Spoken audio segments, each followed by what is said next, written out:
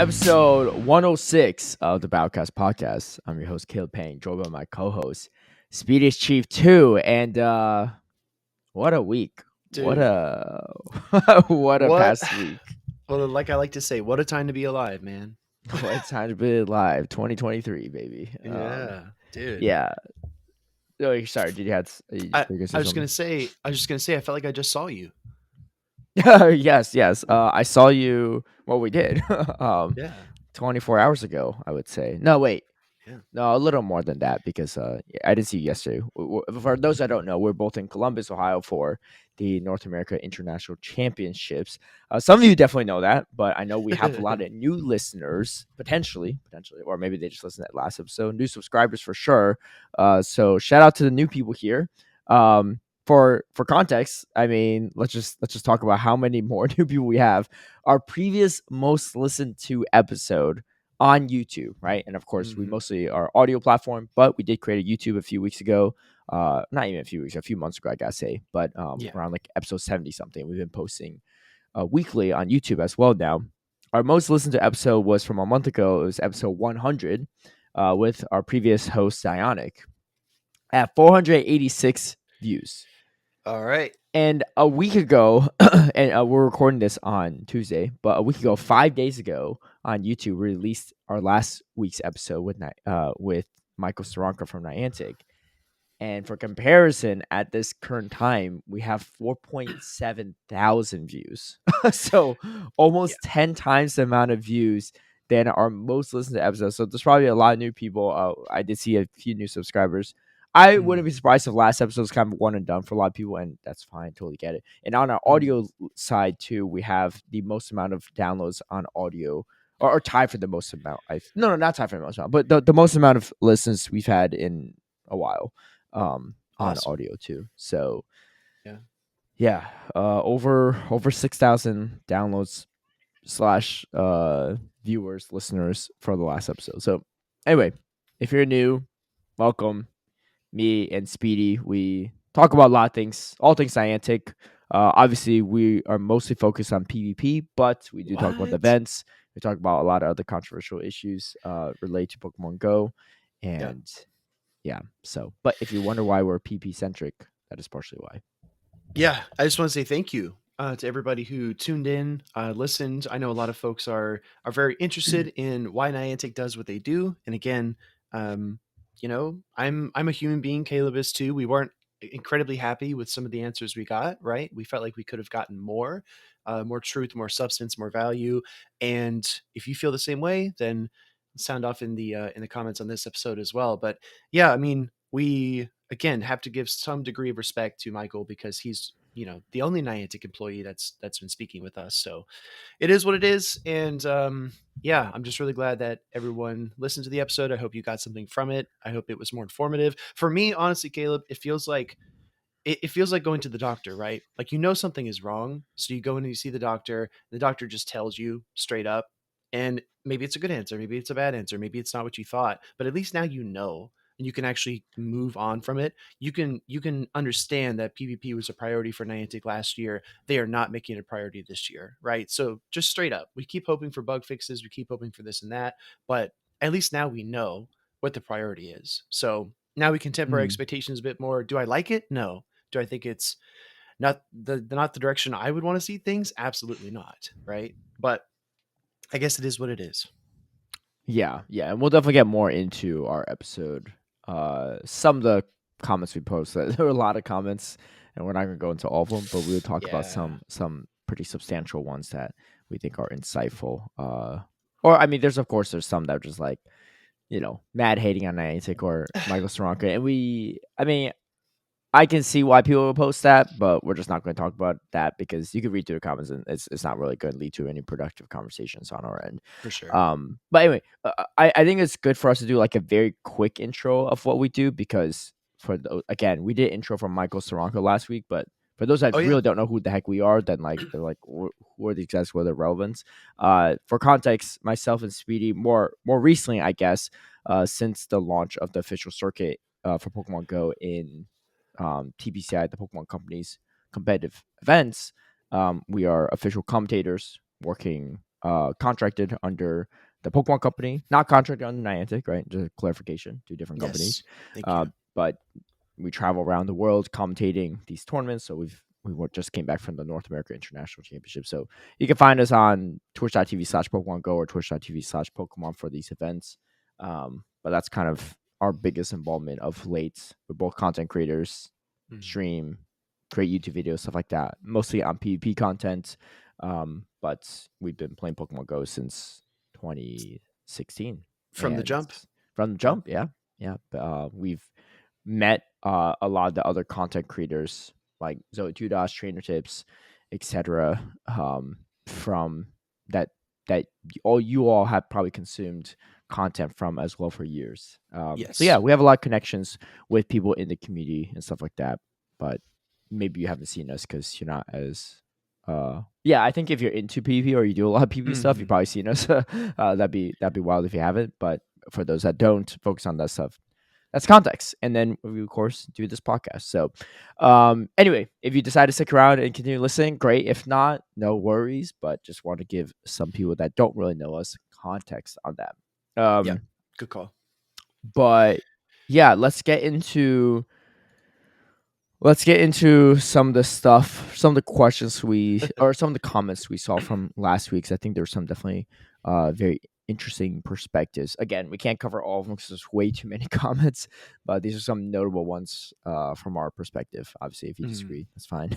um, Yeah. but anyway, Bobby Venton says, "I wish there were more non-US centric questions slash POVs included here. For instance, as much as I know that iPhones dominate the American market, it's not necessarily so in other parts of the world, and it would be nice to solve issues like frame drops for Android, not just iOS, or the attitude we have to drive to do a raid, while a lot of players outside the US don't drive at all. Long story short, US is not the only market for the game."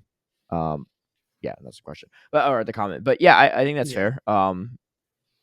iPhones are, I feel like, definitely less popular outside of North America in general, Yeah. just because they're just super expensive, right? And yeah, the frame drops for I Android is definitely a potential issue. The thing yeah. is, that's something that we know for a fact, or at least me and Speedy know for a fact that they are working on. Mhm. Uh, so that's the main reason why we didn't ask Michael that, because we had too many questions to ask already. But that was one reason why we didn't ask that question, and also yeah, even though Michael was able to answer some questions about PvP, like he doesn't work specifically in the PvP department. Yeah. Yeah, exactly. No, I think it's a good question, right? Because again, like everyone has their inherent biases, wherever you live or wherever you record and make content. But to that point, I feel like from a PvP perspective, that the update they did last year was actually really helpful for equalizing the field. We've seen trainers not only from Europe or from the Asia Pacific region, like India, just really come into their own in terms of PvP, but also Japan and Latin America, other parts of the world where the fast attack sneaks and denials were a lot more rampant. And I feel like this is a good question because, again, in other parts of the world, when you're playing on Android or a different device, you might not have the same experience as a lot of other trainers do who have, maybe live a little bit closer to, server networks and that kind of stuff. But Mm. yeah, I think there's always some inherent biases. So we just wanted to call it this question and say, yeah, it is a global game and the game functions over, thousands of different devices. And if you study gaming or if you're a gaming developer, maybe you have an opinion on that. Maybe you're like, oh, well, if they're going to release a global product, it should work on global devices, right? Or maybe you understand gaming, you say, well, it is actually pretty difficult. Either way, I think there's a voice on both sides. Yeah. But yeah, it is important. We're both from the United States, so of course our perspective is definitely skewed towards that. No way around that, unfortunately. I mean, we have met a lot of people from all around the world, but yes, that is good to call out there, Bobby. And thank you for the comments. You want to take the next one? Yeah, yeah. I'll kick us off here. This is actually a multi-part question from Motix. So first of all, thank you everyone for writing these comments. These are really good. Motix says, "First time commenting, but I love the content and always have a blast to battle y'all. I love Michael's commitment and availability for these interviews. I do as well. Even if we don't get the answers we want, we're happy that he's speaking with us. I do want to hear some more accountability for the quality and consistency of the game, though. So many of his answers involve some flavor of quote." That's pretty complicated, or that's too hard, without taking accountability for the fact that they have made a commitment to produce a complex and boundary pushing game. I agree with you. And I feel like, to me personally, this almost feels like neglect of your core product, right? I mean, for example, if Apple decided to release a new iPhone and then their iPhone had tons of consistency issues, they would lose their brand quality over time, right? People wouldn't suspect that they would always be up to the standard that they were set at. And neglecting your core product, I think, is like a recurring theme that we've seen. Just minor stability issues. It almost feels like sometimes Niantic is so focused on building new features that they just neglect the core of the game, and it breaks down. And again, some people say only 1% of the trainers would actually see that coming, but I think it's much more than that. Mhm. Definitely. Do you have any thoughts on that, Caleb, or do you want me to just jump to the next one? Um, no, I'll share my thoughts after the response. Yeah, but keep it going. Okay. Yeah. Second part, Michael's response to Speedy's question about more Niantic representation at regionals was, quote, well, there's a lot of regionals. We can't ask folks to take that many weekends off to go attend them, right? That's essentially what Michael said. He's like, well, there's so many events. We don't have the bandwidth, the manpower, etc. Then Motix continues, what about just ICs? Or pick 3 regionals on the calendar. Make a small, sustainable, active effort towards improvement. I think that's a good middle ground. I think that's a good bargain. And I will say, I wasn't aware of this when we had this interview, but Niantic did actually have a station in Columbus at NAIC. They had a Pokestop tower that they constructed. They had a blow up Venusaur and a blow up Charizard. And you could see Pokemon Go players going there and hanging out, interacting with each other, doing trades, just taking a rest for a few minutes, sitting down. I thought that was pretty cool. Of Mhm. course, the answer can't be that you can just go to all of them, but I do think starting with the ICs is important. And I was kind of struck a little bit personally how when I asked that question to Michael, it kind of seemed like he said, "Well, what do you recommend?" It's essentially what I got from that. Like, if we can't send people there, then what do you think we could do? And I'm going to give that some thought as well, and maybe try to give him some constructive feedback there. But Yeah, I will say too. I mean, we'll talk more about this later, but Niantic did have some recent layoffs too. So I think their mm, employees are unfortunately not only stretched a little thin, but they're just down. They're under what do you call it?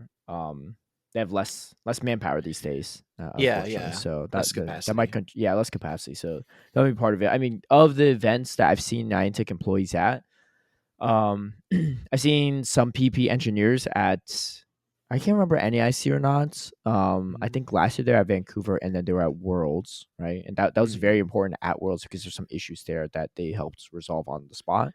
And I've seen Niantic, and I've seen Michael at some of the ICs slash he was like you mentioned San Diego, but mhm. that was more so Michael just wanted to go because he loves the game and stuff and PP. But I think that was less so like, oh, we need to send an employee right from Yeah, Niantic's end. I I won't disclose how many private conversations I've had with those employees, but I will say it is a mix of I took vacation time to come here and I was sent here to actually do work. It's a Mhm. mix, right? Yeah. And I don't necessarily believe it should be the distribution that it is, right? I feel like again, if your whole mantra is local events and you literally have a company that's helping you build local events to attend, I think it's worth your time and investment to actually bolster that effort, right? Motix continues a little bit further, says, invest in the game. You have complex resources. Advocate for the players. I want to quote this part right here. Hire talented developers and teach them the nuances of the platform and invest in focus groups of content creators and top battlers that understand the mechanics to playtest new versions and provide feedback. That's just the thing, right? Like when you have people that are building something actively, their scope of focus, their strength is on understanding the game as a whole, right? And trying to build in new aspects, new avenues, new ways to play the game that are very detailed and very complicated. They go deep on a lot of these different aspects of the platform and how they all fit together and whether or not the game is cohesive. Caleb and I don't really do that as much, right? We'll talk about what would be cool, but we don't think about like long-term effects, especially when you're thinking about releasing new Pokemon, new features, new items that are coming to the game. Like the forever game plan, this long-term roadmap is not Caleb and I's department because we don't work in Mhm. Niantic. But I do think there's value in partnering with people who play the game every day since 2016, who create content for it, who rely on it for their livelihoods, who honestly in their hearts and minds just want to see it grow and succeed. I think you need to talk to those people and make sure that you're aligned with what you're doing on the back end also works with the people that are out in the field, so to speak, trying to make this work every single day. Yeah, I mean, there's a chance to like creators and content creators they work with or choose to work with don't get it right, right? And it's like, but that's a different issue, right? And like, I think like in my opinion, it doesn't matter if we're involved in that conversation or not. I would still trust that content creators in the space that they choose have the community's best interests in mind and can at least represent a lot of what we're looking for, even if it's not everything. Um, Mhm. but yeah, I mean, they do have partner content creators. Myself and Speedy are not part of that program. In full Yeah. transparency. And also, I want to point out this last bit here as we wrap up Motik's question. Recently, over the past few months, both Zoe and Trainer Tips released videos, and they basically said, "We've taken all your feedback for the past few years. I've listened to players, especially Zoe has been like the voice of the people when she speaks with Niantic. She essentially like absorbs all the negativity from people and what they're upset about, and then tries to funnel it into some kind of creative feedback for Niantic and send that to them. And she said in her video, she said, "I'm exhausted. I can't keep like." Absorbing all this stuff and trying to help the community because when I send this over to Niantic, they just make whatever decision they want to, and it doesn't really. I can't help as much as I hope, right? And Mm-hmm. Trainer Tip said something similar. He said, honestly, Niantic is just going to do what they want to do, and I think Caleb and I disagree on this a little bit. Trainer Tip said we can be vocal, we can try to do the hashtag here as Niantic, and that's good because we should speak up for what we believe. But as we've seen with the recent remote rate changes, I mean, when the company decides to do something, unless you're on the board of directors or unless you're John Hankey, I don't know what we can do. Yeah. I don't know. I mean, we have an impact, right? But is it enough? And Yeah. maybe people disagree with me too. Sound off, right? Maybe you think we should vote with our wallets, which I also think is important. Yeah. We're going to see some of that too. So, Oh yeah. for sure. But, um, sorry. Did you finish? No, Was it? that's a I, wrap. okay.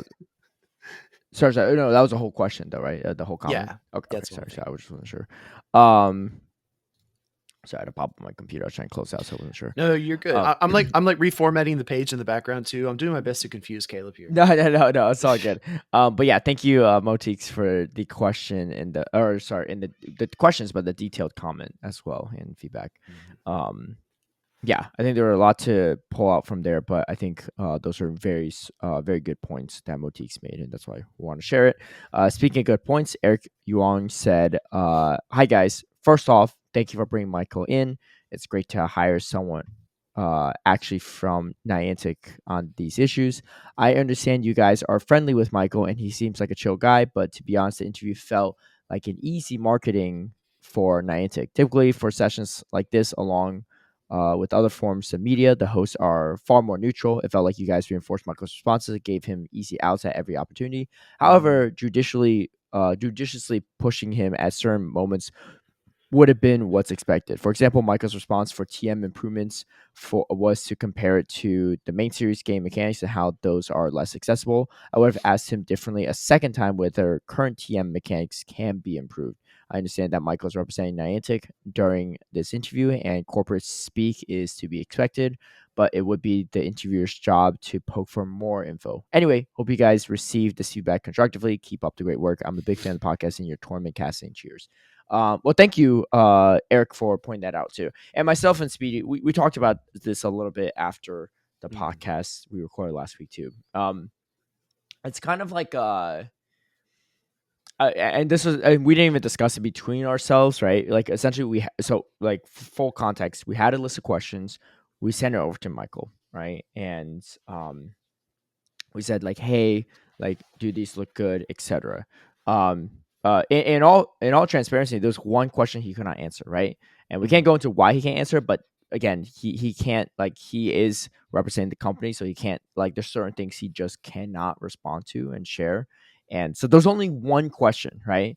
And that's pretty good because we asked a lot of different questions, right? I think we picked, and all the questions we picked out, we didn't like, I filtered out like some random stuff like, does Michael have a Volcarona, right? Like, just like random stuff, right? Yeah. But for the most part, like, we asked a lot of the questions that the community wanted, I think, to ask, and what we want as well. And then from there, we just like cut down some of the wording on the question. We just asked them straight up. Um, and we also said, look, if there's anything you want us to cut out of the podcast, we can, right? If you say and decide not to, it didn't go so well, we can cut it out. But we didn't cut out anything. We kept it. It's a full, like, if you look at it, there's no cuts or anything. It's full interview from like start to finish, no cuts, no edits. That being said, at the same time, uh, like us personally, we didn't necessarily agree with everything or like everything Michael responded Yeah. with, right? We weren't like, oh yeah, like yeah, no need for a lead or a TM rework, right? Like I personally, I would love a TM rework, right? I'm almost like out of Mhm. charge TMs, but I think a lot of other people are too, right? Or just TMing you, etc. is super frustrating. Mhm. Um, but at the same time, like this is not these aren't like necessarily things that Michael oversee, right? He talked about he's director of different events and stuff like that, right? He is in charge of stuff like community day and stuff, right? So I think like if we give very direct feedback about community day, he could probably do something about that, right? TMs is Mhm. not really his department, right? He is answering on behalf of Niantic, and so I don't want to speak for Speedy, but at least from my Mhm. perspective, I completely understand what you're saying, Eric, and I don't actually even Yeah. disagree with you there. But the reason why I approached the way I did, at least how I interviewed, was I'm gonna ask Michael about TM rework. He's gonna say the thing about main series game. This is not something they're going to change, right? This is not on their radar to change stuff like that, right? And I even said like, oh, it's tough with the TMs, and Michael knows because he PvPs, right? So he uses plenty of TMs. Yeah. Um, but if I ask again or I really push it, it's either he just really can't get into more about it, and whatever I say is not going to change the entire company's perspective on the topic, right? We can get the feedback, right? And I think that's us asking a question is clearly feedback. And here's the thing. Here's something that I really do appreciate is that Michael, when we shared the episode, he retweeted and stuff, and there were a decent amount of Niantic employees that also retweeted, liked it, and also listened to that episode. Yeah. So that in itself hopefully will give them some feedback or something to think about. Because some of them did reach out to me and said, "Hey, like, okay, well, I'm glad you all brought it up, right? Like, like even if like for some of them, like, yeah, this is the apartment I work in, so I'm glad you brought it up, and it'll be something for us to think about. So hopefully, Mhm. like stuff like the TM rework is something that someone from that department might hear about and think about. But again, like it's not his department, and if we push him on it, it'd be like, well, why not? Why can't we change for Niantic? Or why can't we change Pokemon Go? Not everything in Pokemon Go has to be the same as the main series game, and not everything is, right? We have people with hundreds of Mewtwo, right? You can't do that in the main series game, right? Unless you're like glitching your software or whatever.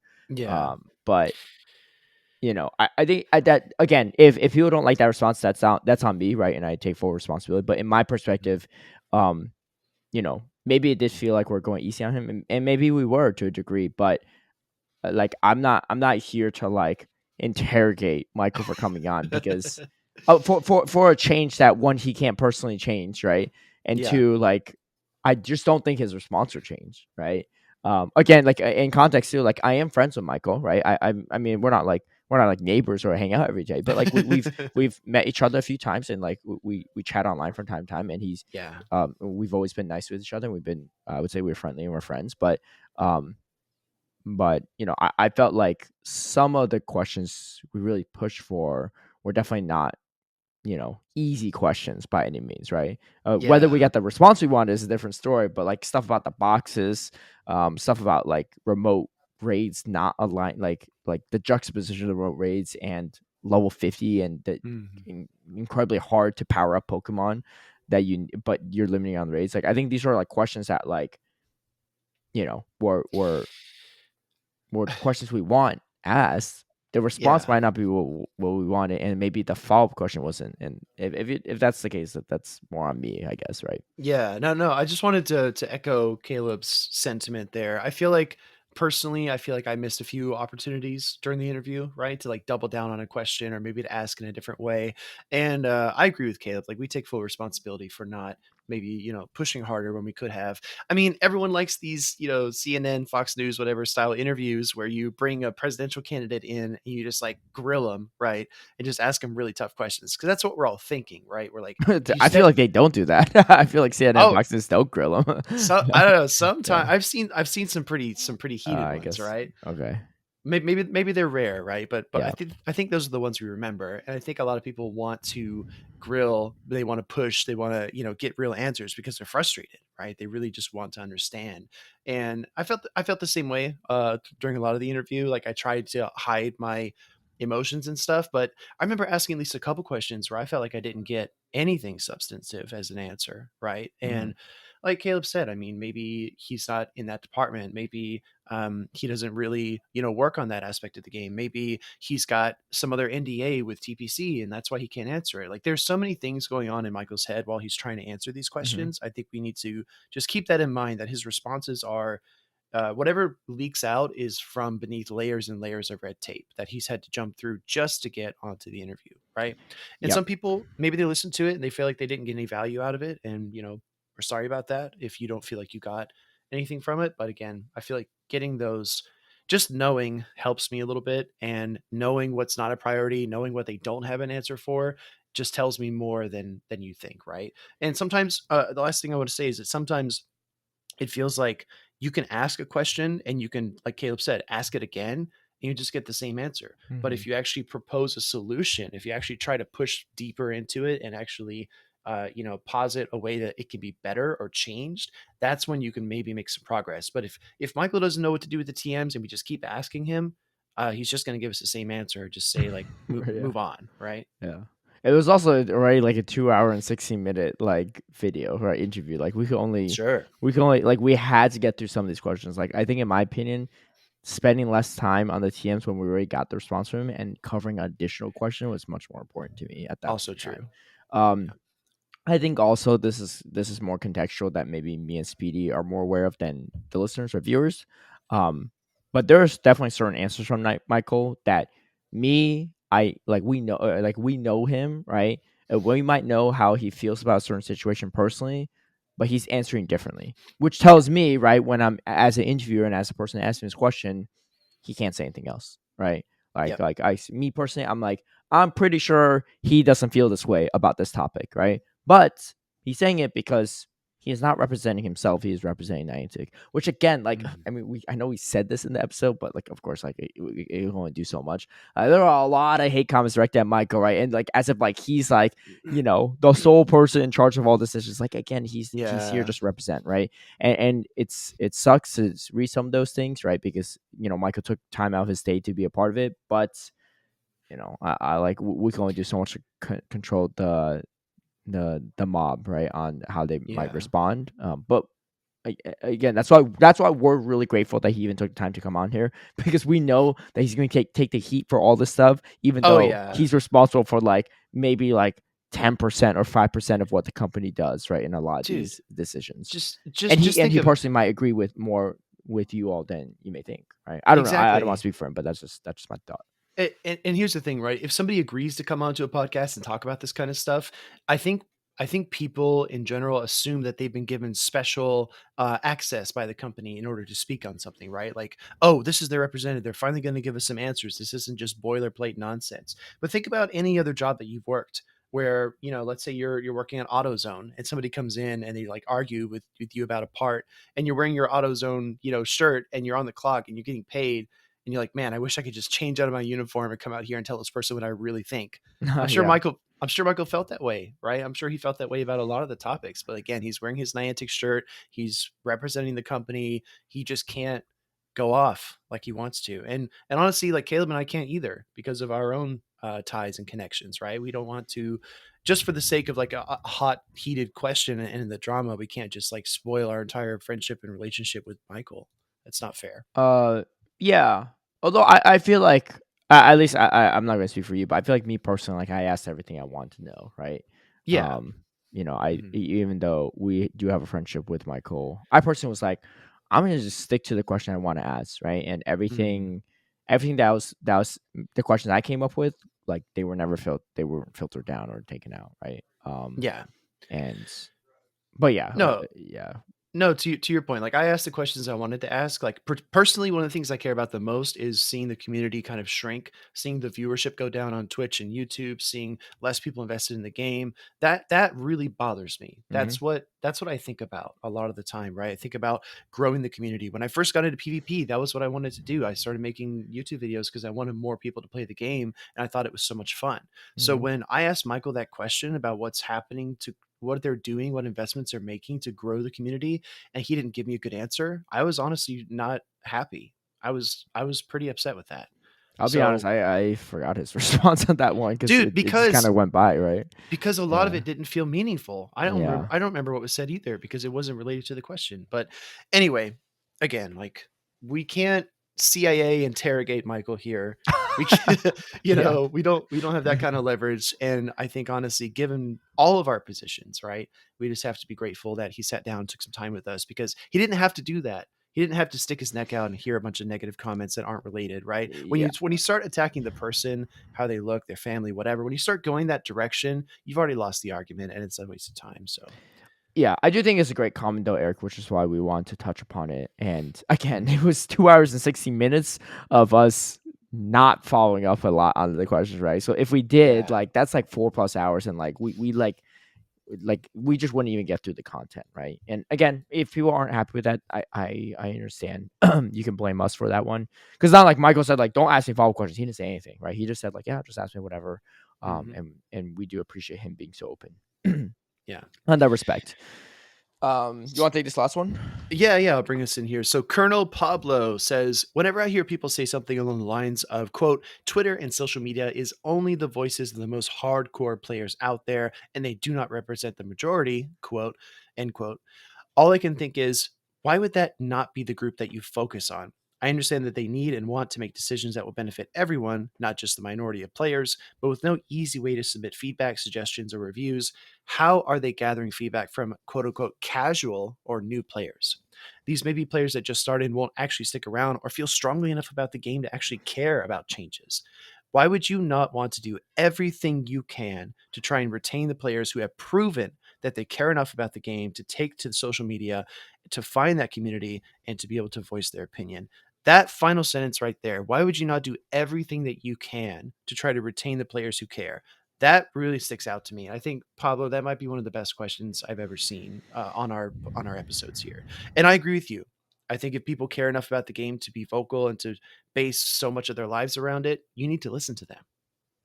I agree. Yeah, I think it was a great comment too, which is, and I do agree a lot with Colonel Pablo on that one. And I wish Niantic did focus some of their feedback around that stuff because again, like not everyone that plays Pokemon Go has a Twitter, right, and is going to engage with you. But well, two things: one, Niantic what do you call it? Provides context or information a lot of times only on Twitter and not within in-game news. Right. So you're ready. This is the audience you're mainly communicating with.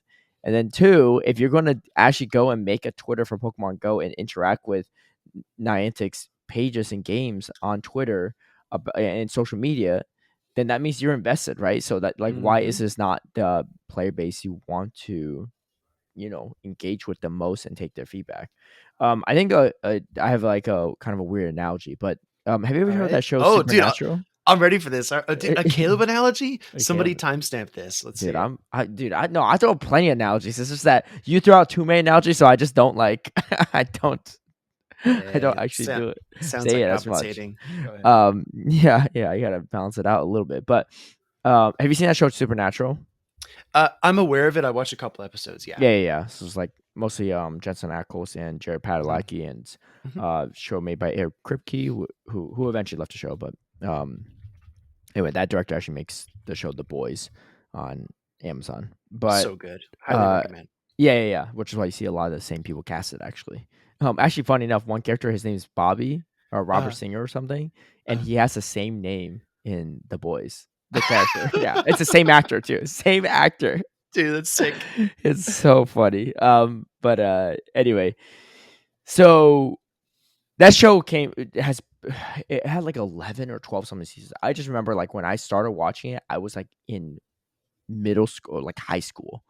And when it wrapped up, I was like done with graduate school. Like it was like that long, right? Like, and I even took a gap year and stuff. Like, it went for a long time. Maybe it was like even like 15 seasons or something like that. Mhm. Anyway, I remember thinking, I was like, why is this show still around, right? It's not like the best show in the world, but the reason being is because they had like a really strong fan base. It wasn't a big Mm. fan base, but it was a very strong fan base, right? They bought a lot of merchandise. They went to they had conventions for the show and everything. Oh There was yeah. a lot of fans of it, right? So they had a strong fandom, right? They didn't have a big fandom, but they had a very rabid fandom, right? And they were Mm. very dedicated and loved the show. And they kept the show on for so many years, right? And regardless if you like the show, the ending or not, a lot of them just appreciate that you even went for that long and provide them with so much content stuff. And I Mm. think, and all in all, I'd say, regardless if people like the ending or not, I think the show was a success in that respect because Yeah. they catered to their loyal fans. Yes, maybe the overall public and the overall critics of like, this show's like a C+ show. But Sure. for the fans that loved it, for them it's an A+ show or A show, and they loved it and they stuck around with it for all those 15+ years. I mean, I watch every episode too, right? Mm-hmm. Ever Mm-hmm. like I literally when the show came out, they have flip phones, right? People like a lot of people listening to this episode might not even been born, right, when the show Yeah. came out, right? But Mm-hmm. like Mm-hmm. they had literally like flip phones, and then in the end they're like calling on smart devices and whatever. But um I think that's like an example of a company or production or whatever Mm. that is listening to their fan base, because you can't guarantee, like, as much as Niantic wants it, you can't guarantee another couple million players, new players, are going to pick up the game next week. You can't, right? But you could guarantee that the players that currently like your game continue to like your game because you listen to their feedback, or you don't change things that they already like about the game. Mm. And unfortunately, I feel like Niantic, me personally speaking, is missing the mark on the latter. And I don't think they're really hitting the mark on the former, right? Like this, I mean, sure, I don't know. I don't have the stats and stuff, but Mm. I don't think there's millions and millions of people signing up to play the game. And even if they do, how do you know they're going to stick around? As I was saying, you're the supernatural producer and you're marking the first few episodes and hoping new people are going to get into the show. Yeah, some people might, but Mm. you can't guarantee they're going to stick around for the 15 seasons that you create stuff with. You can't guarantee that people that stuck around for the 15 seasons are going to stick Yeah. around for season 16, right? Yeah. Exactly. Um, That's the thing, man. Like your customer segment, your fan base segment is so well. It's actually just that. It's segments, right? Based on people and their different backgrounds. Like no matter how many Singaporean grandmas pick up Pokemon Go, whether or not they're playing it in 5 or 10 years is another question, right? And I used to really look a lot into startups, new technology companies, things like that. And there was one kind of modem. This actually came out in 2008 from Kevin Kelly, and basically he predicted this back in 2008, right? I don't want to date myself too hard here, but I was like still in high school, right? And he mhm, says basically all you need are 1,000 true fans. And he said back in 2008 that he predicted an industry that was made up entirely of creators with successful careers in the creative industry with only just 1,000 true fans. What he means by that is a fan that's going to buy your product every single time. So every mhm. single time, you push a release, they pick it up, they pay for it. They want the new merch, they want the new, download, they want the new blog post, whatever. And again, like that's not entirely dissimilar from most companies' core products, right? Like if you, again, to go back to the iPhone example, if you love iPhone, if you've had it since the launch and you keep getting new iPhones, what's going to make you not want to get an iPhone anymore? If the product starts to stink, right? That's when you make a change. But those people that you can consistently rely on to keep buying your product over and over again, you need to nurture, foster that community, right? I agree 100%. Sorry, my cat is like No, meowing at me, and then I I pick think her up, and she's she's just like meowing at me still. she's going to be Um, on the recording. I'm pretty sure. yeah, yeah, she is. If you're watching the YouTube segment, you'll see her. Um, no, I agree with you. I think that's a really good point too. I mean, and that's the thing, right? And part of it's also once you have those 1,000 loyal fan base or whatever, Mm. they're also going to promote your product, right? They're going to tell their friends like, "Hey, look, Yes. like I use an iPhone. You guys use it too. We can iMessage each other. We can FaceTime each other, stuff like that." It Hmm. grows from there organically, right? They're doing the marketing for you. If you have Yes. 1,000 players that love Pokemon Go, of course they're going to tell their friends to play, right? Of course they're going to get their family to play, their friends, their partners, etc., their kids, Mm. right? Because it's a good game and they want to do it together, right? It's a community game. But if you're disappointing those players, what's gonna get the new players to be like hitting up all their friends, be like, hey, let's play this together? Some might, but they're still trying to figure out for them personally if it's worth the investment, right? Hmm. And if history repeats itself and they realize as they get more into the game they don't like it, then you lose that fan base. I Yeah. don't know. I think that was a fantastic question though, and we're going to end the questions at that point there. But thank you all for those that did provide feedback and stuff. I read them all, and Hmm. um, I don't necessarily agree with all of it, but I do appreciate the perspective and hearing some of it. And I know a lot of it's not from our typical listeners, but again, welcome in if you are some of our Hmm. newer listeners for the podcast. And Great. hopefully that feedback is insightful, especially for those that might be Niantic employees listening to this, right? Hmm. We used to joke around a lot, be like, "Oh, if anyone's listening from Niantic, let us know. Blink twice," right? Yeah, yeah. But there definitely are some of them listening, and we do hope that the feedback resonates with them to some degree. Mm, for sure. Um.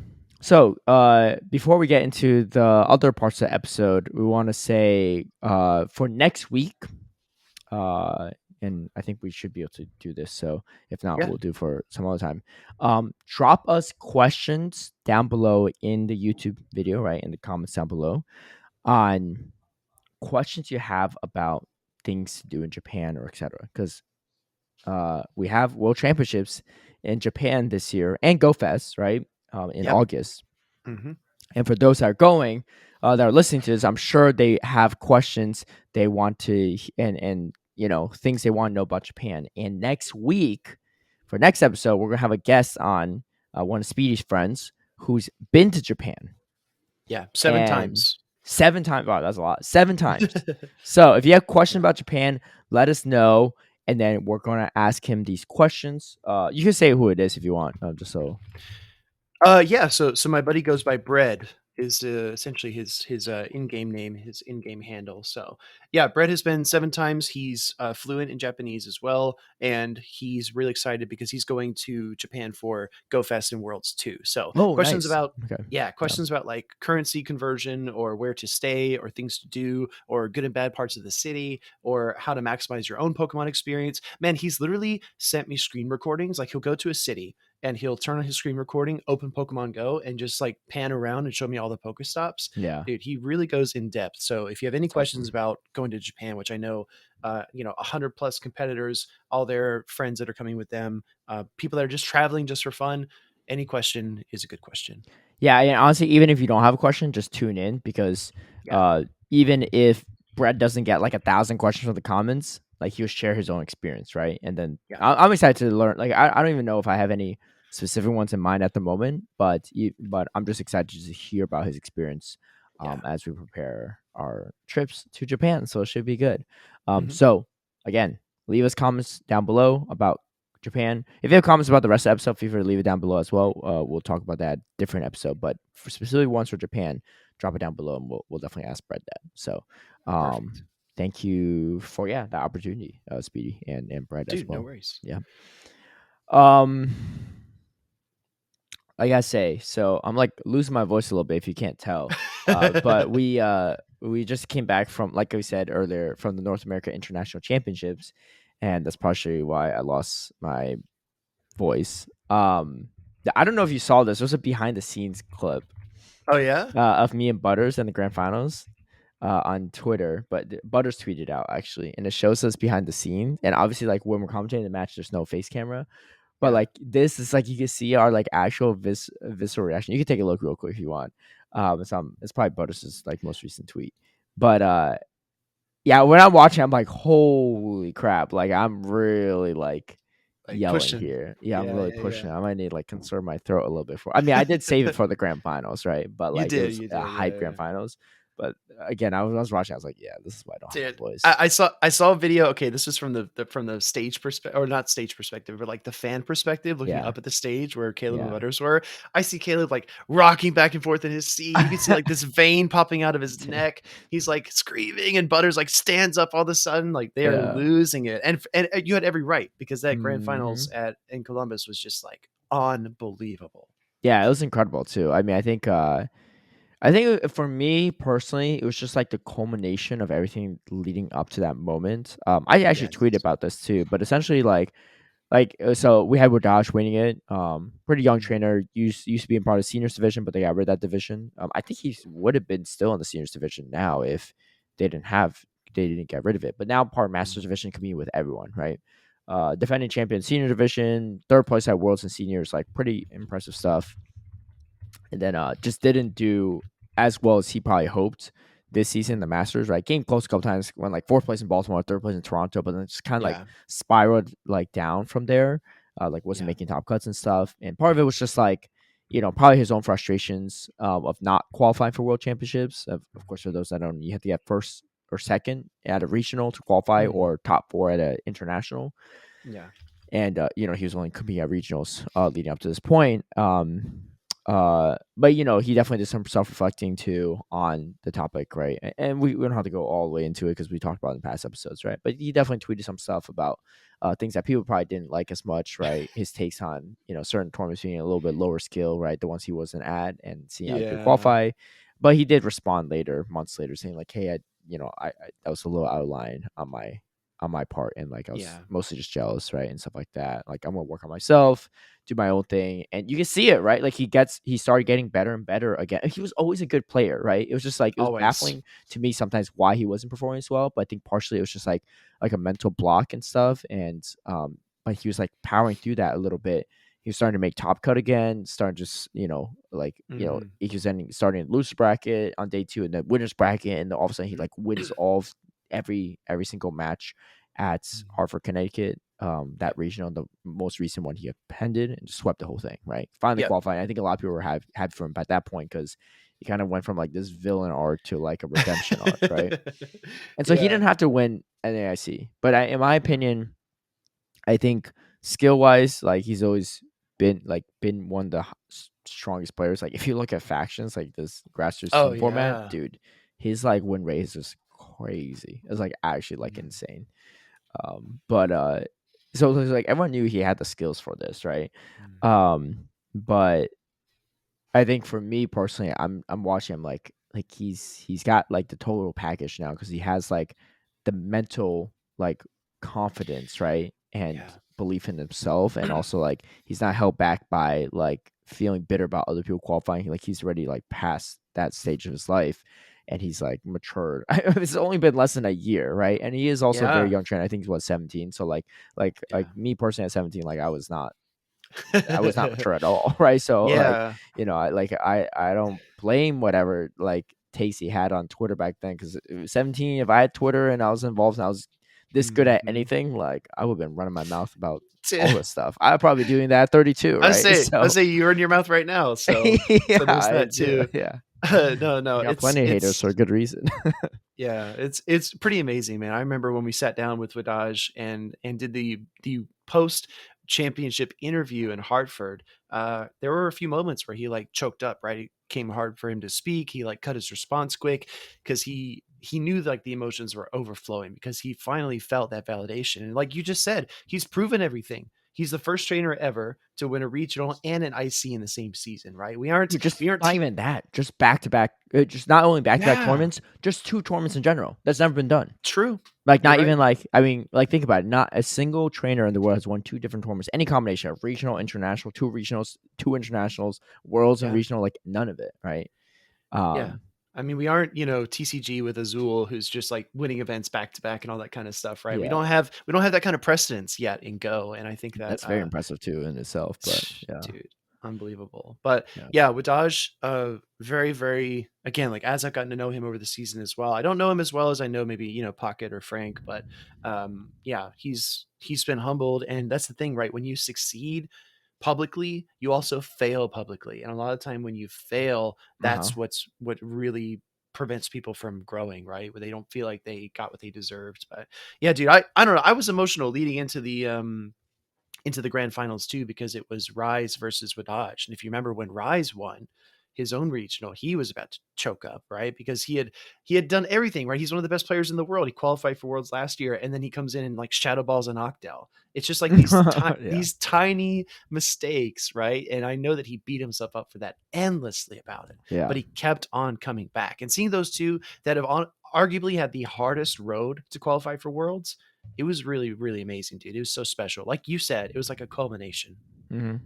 Exactly. And Rise has always been a very humble player too, and like I would have been happy if he wanted to, but I think it was just like it like it's just like the the the final like finale of Yeah. Wodage's like arc, right? And he also got 3-0'd in the first set, and to come back Yeah. from that is no easy feat. Like, trust me, I've been part of that first part of the equation, and I did not come back right in the well, well, second like part. like you guys said, he had no answer for Charizard, right? Yeah, Charizard was so good for him, but he struggled to it was beat it. so good for Rise too, against Rise So too, good. though. So, Yeah, but it was really good. It was really impressive. I mean, yeah, to get swept by someone as good as Rise and to like dig deep and like find win conditions out of that, dude. impressive stuff. Impressive stuff.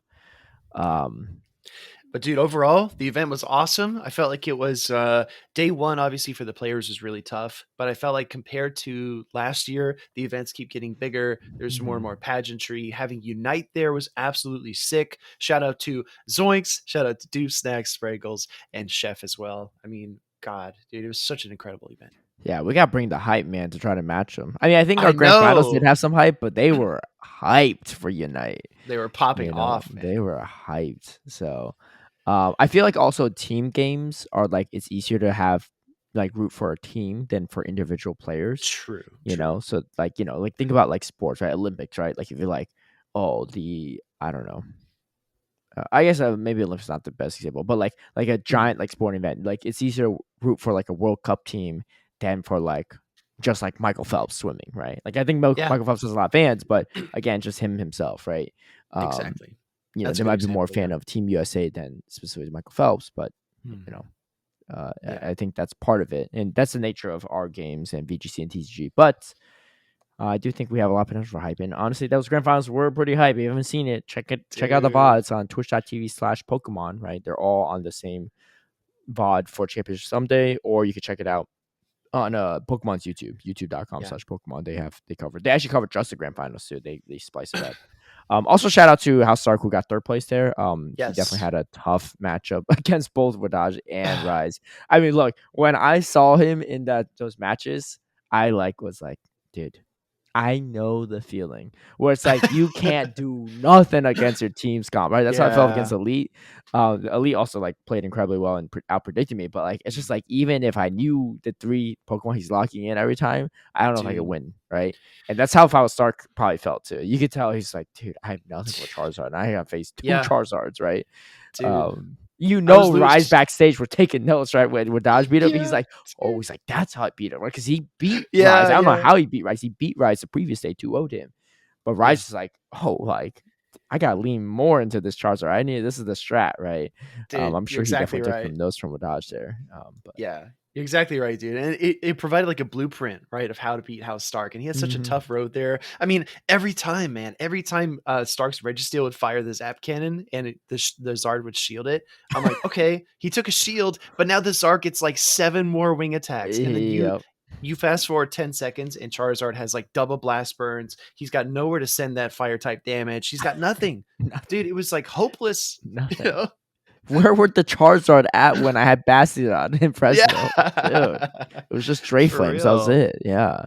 For real, Dude, man. that would have been nice. I would have loved to see that. But yeah, no, it's I mean, even Bastion, it's hard to play if you don't get the Bastion lined up. Like Mhm. it was just that thing is wild. I mean, hey, enjoy it while you can before Carbink is allowed, right? Carbink's not allowed in Worlds, but once Ooh, Carbink's allowed, yo, dude. Rock We Fairy, you just resist you resist Wing Attack, Passport, and Dragon Claw. Like, what you gonna do? And top left. Fire's supposed to be a fairy counter, right? It ain't no fairy counter Yeah, in this it situation. that's a top left situation, is what that Mm, is. dude, I would love to commentate that in Worlds. Oh, here Dude. goes Trainer. Then run off Ah, stage. we might have a Shadow Charizard world champion, right? It looks so good. People Looks are so going to good, try it in Yokohama. They're going to try dude. it. I really think that there's going to be more trainers bring Bastion than originally. The only person I know that qualified world championships with Bastion is myself and Rob Drogo Yeah, from yeah, Australia. yeah, from Australia. Yeah, Mhm. that's it. I That's wouldn't it. be surprised if at Worlds it's more than just us bringing Bastion. You know for sure I'm bringing Bastion. Like, I mean, I was gonna bring Bastion anyway, but now Oh I'm yeah, of definitely course. bringing it, right? Yeah, of Um, course. yeah. I mean, I guess Hot Pocket did pretty well in Hartford, Connecticut with it too, but that's not usually the team I think he runs. He got third Exactly. place in Hartford with That's that. not his MO, right? Like you can put on a tuxedo, right? But if you're not James Bond, it doesn't fit the same way, right? Hmm. Exactly. But anyway, what a great weekend. I had a lot of fun commentating it, and congrats again to Wadaj as well as Rise and House Stark. I mean, all three already qualified. All three already have the travel package to Worlds, but Mm. again, showing why they're some of the best in North America. And that's our last tournament before August 13th, 12th, whenever it is in Worlds. Worlds gonna be Yeah, hype. I'm excited. yeah. And then like we saw at NAIC, if you weren't watching, there was a sneak preview of the next season coming up, and it's like Yes. the first or second weekend of September. Dude, Oh boy, we're going back to Peoria. we going back. Oh I no. don't know. I was in there last year, but I Dude, almost am curious to you, go you just to see should what's about. you it's an experience, man. You just you just gotta go. You know what else to experience eating a hot chip? And for those that are wondering, Oh that just man, come reminded me. on. Speedy didn't want to do it this week. I got nothing else for you. But Yeah. next week, Yeah. he's gonna do it. Next week, The, while his friend Brett's on too, and Brett's talking about all this stuff. the thing is, I don't think it's good content for Caleb to sit there and monologue while I'm like, Don't mind me. you Don't know, mind me, dying. dude. I'll. What I do, Don't just worry. like mute my mic, you know? I don't know what I'm Don't supposed mute your mic. We want to hear it. to. Wow, dude, that's some real sadistic stuff there. But We want to hear the experience. I don't want to hear you choking and stuff. I want to hear like while it's hot. Right? Be like, Speedy, talk through us. What are you feeling right now? Right?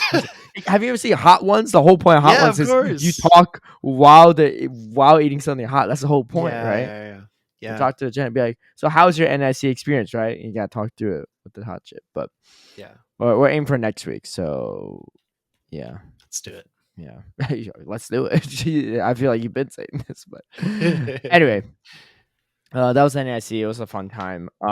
Getting into some of the events here, we're going to kind of go through this kind of quickly, but we have some stuff that we probably just missed from last week because that Michael on and stuff like that. But Mega Sure. Rayquaza is coming to Pokemon Go. It's Rayquaza, not Rayquaza, right?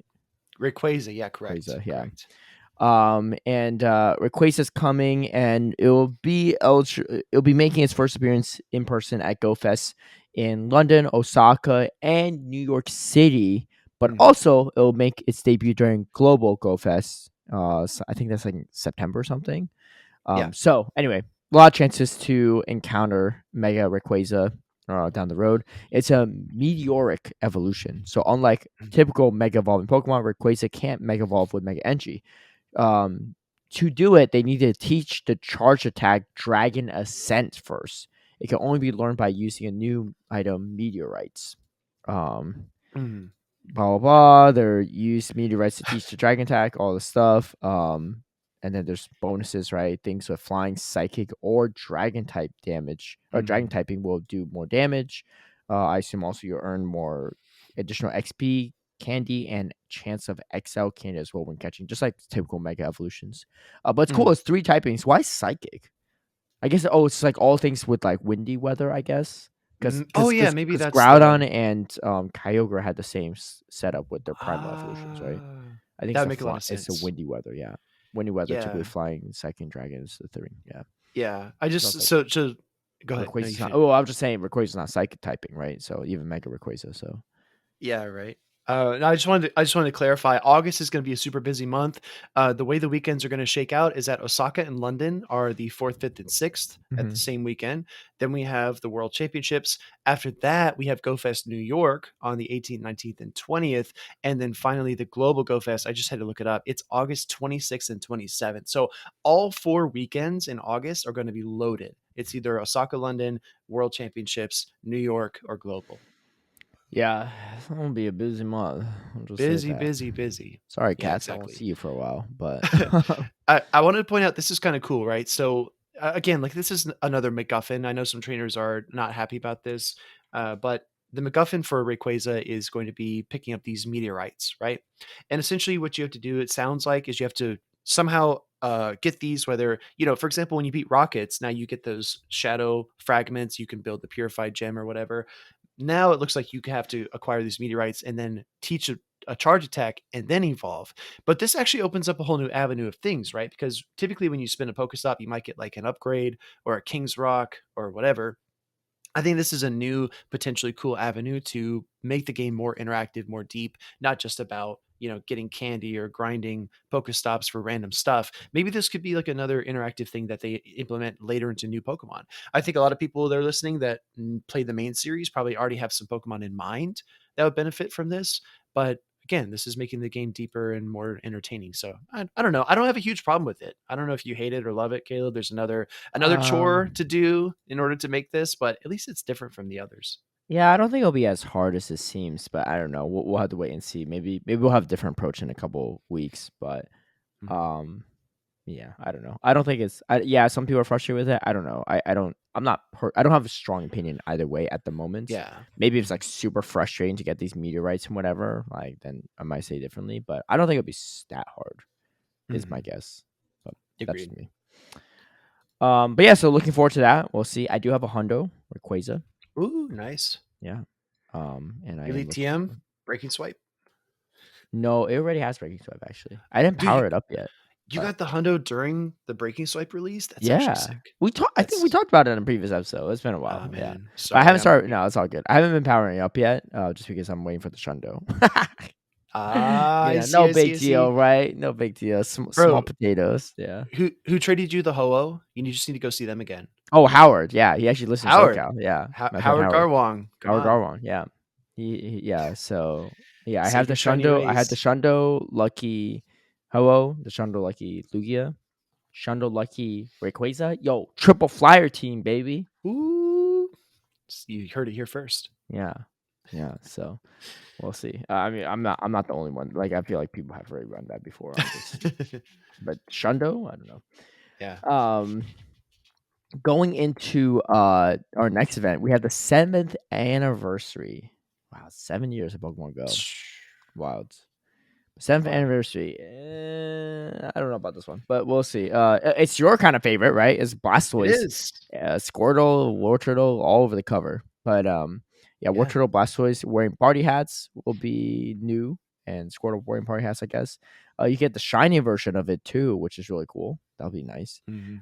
Event bonus, increased chance of being lucky friends, chance of finding 77 or more Gimme Gold coins when you Mhm. spin a Pokestop. 77 Gimme Gold coins is a lot from That's it. spinning Yeah. once. That's a chunk A right there. ton, yeah.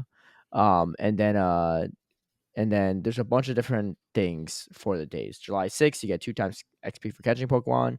July 8th, 2 times candy for catching Pokemon. July 10th, increased friendship twice as fast. Mhm. July 12th, 2 times XP for evolving Pokemon. Um, and the other bonuses, July 7th, 2 times. Oh, sorry, I was reading out of order. That's what I was every even. Oh, yeah, Yeah, you're yeah. like, I was like, oh, no why worries. are these states like, oh, yeah, again, yeah, going backwards, but that makes sense. July 7th, 2 times Stardust for catching Pokemon. July 9th, half egg hatch distance. Mhm. And then July 11th, 2 times candy for transfer Pokemon. I do need that one. Increased chance of Pokemon becoming lucky through trades is also pretty nice. Mhm. Mhm. Um, and then they have a bunch of random spawns. Meowth being a nice one for Dust, Togedemaru for Butters, Galarian Ponyta and Absol if you're lucky. Those are Yeah. kind of more rare. Yeah. And then they have certain Pokemon spawning for different days. Gen 1 starters, July 6th, Gen 2, 7th, etc., all the way to the 12th. Yeah. Um, I feel yeah. like oh, go ahead. Go Oh, ahead. no, go ahead. Yeah, what were you going to I say? I just want to say I feel like this design is almost this event is almost over designed. Like this is I don't want to sound like I'm just complaining about everything, right? I feel like the Turtonator event was a little too short. I feel like this The one's a little Tornado too event was way too short. yeah, Yeah. right. I feel like this one's a little too complicated. Like, what if you stack up a bunch of Pokemon to evolve, like you're Caleb, and you believe that level 60 is coming soon, and you're like, oh, I missed my evolution day because now it's the double candy transfer day, and now Yeah. I'm behind on that. Like, I understand driving engagement through making these different rewards unique, but this is like having one, two, three, four, five, six. This is like having 7 spotlight hour days, like back Yep. to back to back to back to back to back to back. You know, would have been really cool. What? Again, if you're working for Niantic, you're listening. All right, here it is. Here it is. Save for the 8th anniversary. What if they just had all the bonuses at once for 7 days in a row? That's so much. That's so much. Is it bad? Like, these aren't like crazy, like quadrupled Stardust, right? People will be playing. You don't think so? I think honestly, is it too much? I think people would. I Play thought you for just 8 said. days. I thought you just said Stu covers something. Now if we combine it, it's too much. That's the thing. I'm never happy, dude. All right, so yeah, seriously, you're not gonna be happy next week when you eat that chip either. so that's the thing, right? If you have all these bonuses at the same time, Yeah. I think people would. People would play for those 8 days, and then they would like put their phones down and be like, "All right, I'm burned out." And they would I stop mean, but playing. that's what happens with a good event, right? You're gonna play for all of it and True. take a break after, right? Don't you want them to play it instead of play like only 1 out of the 7 days because you're only looking for dust or looking to hatch eggs? Yeah, it's a FOMO machine, man. It's the FOMO machine. Okay. It's I like got I a question for gotta you play then. today. I gotta play today because it's double dust, and then you're like, tomorrow I'll take the day off. But wait, it's 2 times candy for catching, so I need to go catch Toga Wait, tomorrow so I can build my XL. what? Wait, okay, so what do you want? Because I feel like you don't like the event, but you don't like my suggestions. So what would you change? I'm acting as the voice of the players, right? Who I don't know who go on Twitter and they're like frustrated no matter what. I'm just Yeah, gonna be you know frustrated what no you matter sound what. like right now because a lot of people are What? giving this feedback. They're like, when Michael said like, "Oh, it's like overwhelmed for new players to have all the stuff at once." That's what you sound like right now. You'd be like, "Oh, it's too No, overwhelming to have stop. too many bonuses at once," right? I don't know. I feel like there's a medium ground, and I don't know what the medium ground is. So I'm just Yeah, gonna complain. yeah, it's a Bulbasaur. I mean, it's a Squirtle event too. Like, what is it? This should be your event. No, honestly, legit though, like all jokes aside, I am excited to grind out some of these starters because I'm working on getting the XLs for level 50 megas for all these that are applicable, right? Like I still need like 70 Torchic XLs. I need some Trico XLs. I'm excited to get some more Mega Energy. And yeah, I mean, my personal belief, like I was joking earlier, my personal belief is that this is a little bit over designed, a little bit too complicated, but hopefully it gets people to play. I don't know. We'll see. Yeah. The other part about this is you also can buy the UMU research. It allows you to Oh get Shiny yeah. Mew if you haven't had a chance to yet. But if you already have the Shiny Mew and you've already done that research before, you can't buy it, right? So that's something to note. And then we have Community Classic on the 9th, this Sunday, featuring Squirtle. I like the timing of that because you get Hydro Cannon and stuff like that, right? If you evolve it, so that's nice. But yeah, that's pretty much it for that event. I mean, what you think? Anything? No. I think We also have. Squirtle. Oh, I forgot to mention. We also have 5-star rates: Articuno, Zapdos, and Moltres. Oh, good call. Good call. Yeah. In the raids, you've got Lapras and Snorlax, which I think are the two, slightly valuable ones. If you don't have the XL for Yeah. Snorlax, that kind of stuff. I don't know, man. I think it's fine. I think that the Squirtle day will be fun. Again, I'm trying to grind XLs for that, dude. I got my first. Oh man, I don't know if I should tell you. I don't know. Maybe I'll save it for later. What do you mean? Why won't you tell me? Yeah, because then you're gonna want to compete and you might catch up to me. So Well, let's just anyway, hear it. we'll I talk mean, about it come later. on. Well, let's just hear it. Well, what you No, mean? I was gonna say I got Yo, speaking of, yeah, go ahead. my first Mega Gyarados to tier 3. I just got it. What do you mean compete with you? I already have 3 Mega Gyarados tier 3. I know. I need 4. I actually need 4. I realized. For what? For I've why? realized, right? So this past event, right? I'm leaning hard into it. If y'all don't know about this by now, I'm the Monkey King, right? I got so much. I really think I have the world record. I'm posting on Twitter later. I think I have the world record for the most amount of Pampor XL candy, right? And you know what? I was like roasting on, some Niantic employees that might be, setting up all the Pampor and Pancham and Pansage, right, spawns. Yeah. Or not Pancham. It's a Pansage, Panseer, Panseer, Pampor. yeah. Pancham is the panda looking thing, right? That I always get that confused. Especially in the last episode, right? With Michael, I'm like, why are these the spawns, right? I have so many of them. But again, like a personal issue because I go to so many of these events for the commentary stuff and Speedy does as well. Like most people don't have this issue, and I think it's might not be the worst idea for these events. But so I just fully leaned into it, evolved Mega Gyarados every time, and it worked so well with the Dark Flames event because there's Dark Pokemon too. So you got Water and Dark Pokemon. I was getting XL cane for both. I evolved this thing every single day, and guess what?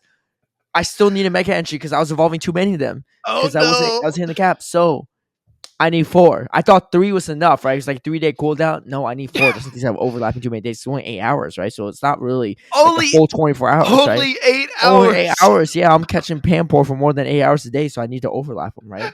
Anyway, Dude, so in my mind, I was always like, okay, I need 3, right? 8, 16, 24. That's 24 hours of coverage if it's a whole day event. If I'm waking up every hour on the hour throughout the night to turn on my Go Plus, then yeah, yeah, okay, fine. The yeah, 24 hours is I'm good. But Desmond you're from over here, Lost. you Yeah, need 32 hours? 32 hours of overlap here? My dude, goodness. I need plenty. Yeah, I need a lot. Anyway, yeah, I need 32 That's hours. 32 that's hours at wild. least. I'm gonna keep going. I'm gonna keep going. I got Mega Gyarados. I mean, I got Gyarados NG for days, right? Let me take a look. Yeah, I still got Nice. 444. Yeah, we got this. We got this. Okay, nice. All right, Nice. so take a guess, right? I was at 3,700 Pampor XL candy before going to Columbus. Guess how much I'm at right now? All right, so I will say because of the Dark Flames event, the spawns were a lot more concentrated than they were at, for example, Fresno. Yep. There was a lot more Vulpix and Carvana and stuff like that. Yeah. I'm gonna say you hit 5K, 5,000. Oh no, that's a lot. That's a lot. Oh, okay, Yeah. okay, Yeah. okay. I mean, you gotta think this is getting this many XLs out of attending a whole year's worth of events, right? Oh, Yeah. Yeah. 4,500. It's pretty close. 44. 4408. Still a For record, I think. Panpour? 21,000 plus Pampor regular candy. Yeah. Jeez. I've caught 2 rank 2s for Ultra League, 2 rank 3s for Great League. Like I'd start transferring them because I was like, why do I need 2 of these, right? I have I have so many hundos. I don't have that Dude, many hundos. I have 2, you but I can have so you many can shinies. you can build 5, 6, almost 7, 8, 9, 15 10, 11, 12, 13 shinies, huh? Yeah. you can build almost 15 level 50 Panpours with that.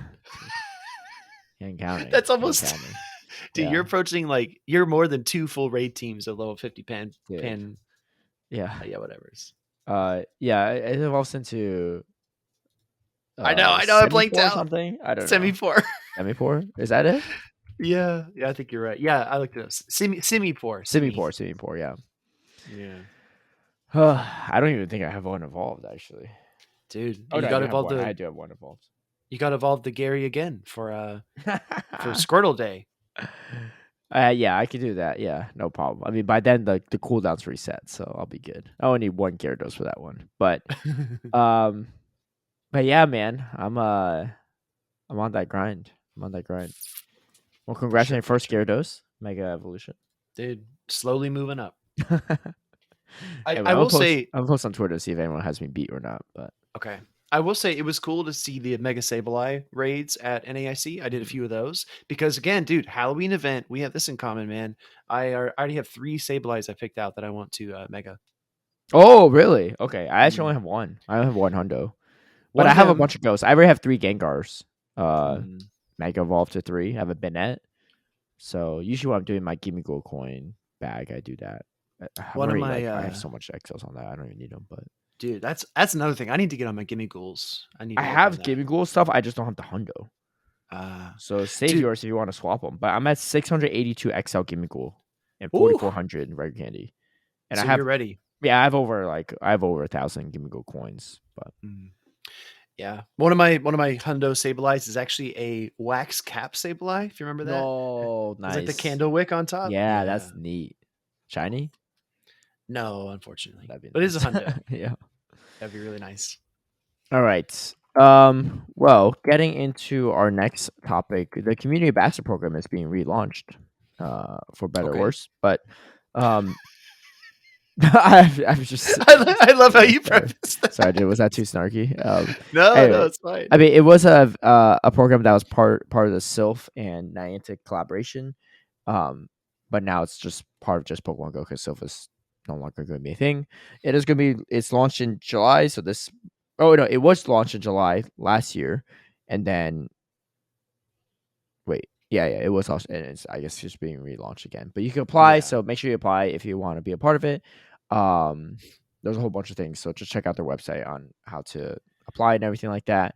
I will say part of it I think is I don't know if this is related, but apparently they have launched um Campfire globally. I know some of Mm. our comments on our last YouTube video said that that wasn't the case, but I saw that. hopefully, Yeah. yeah, hopefully it is being launched fully by now. I haven't done this myself yet, but they have this like ask people to help you with raid function.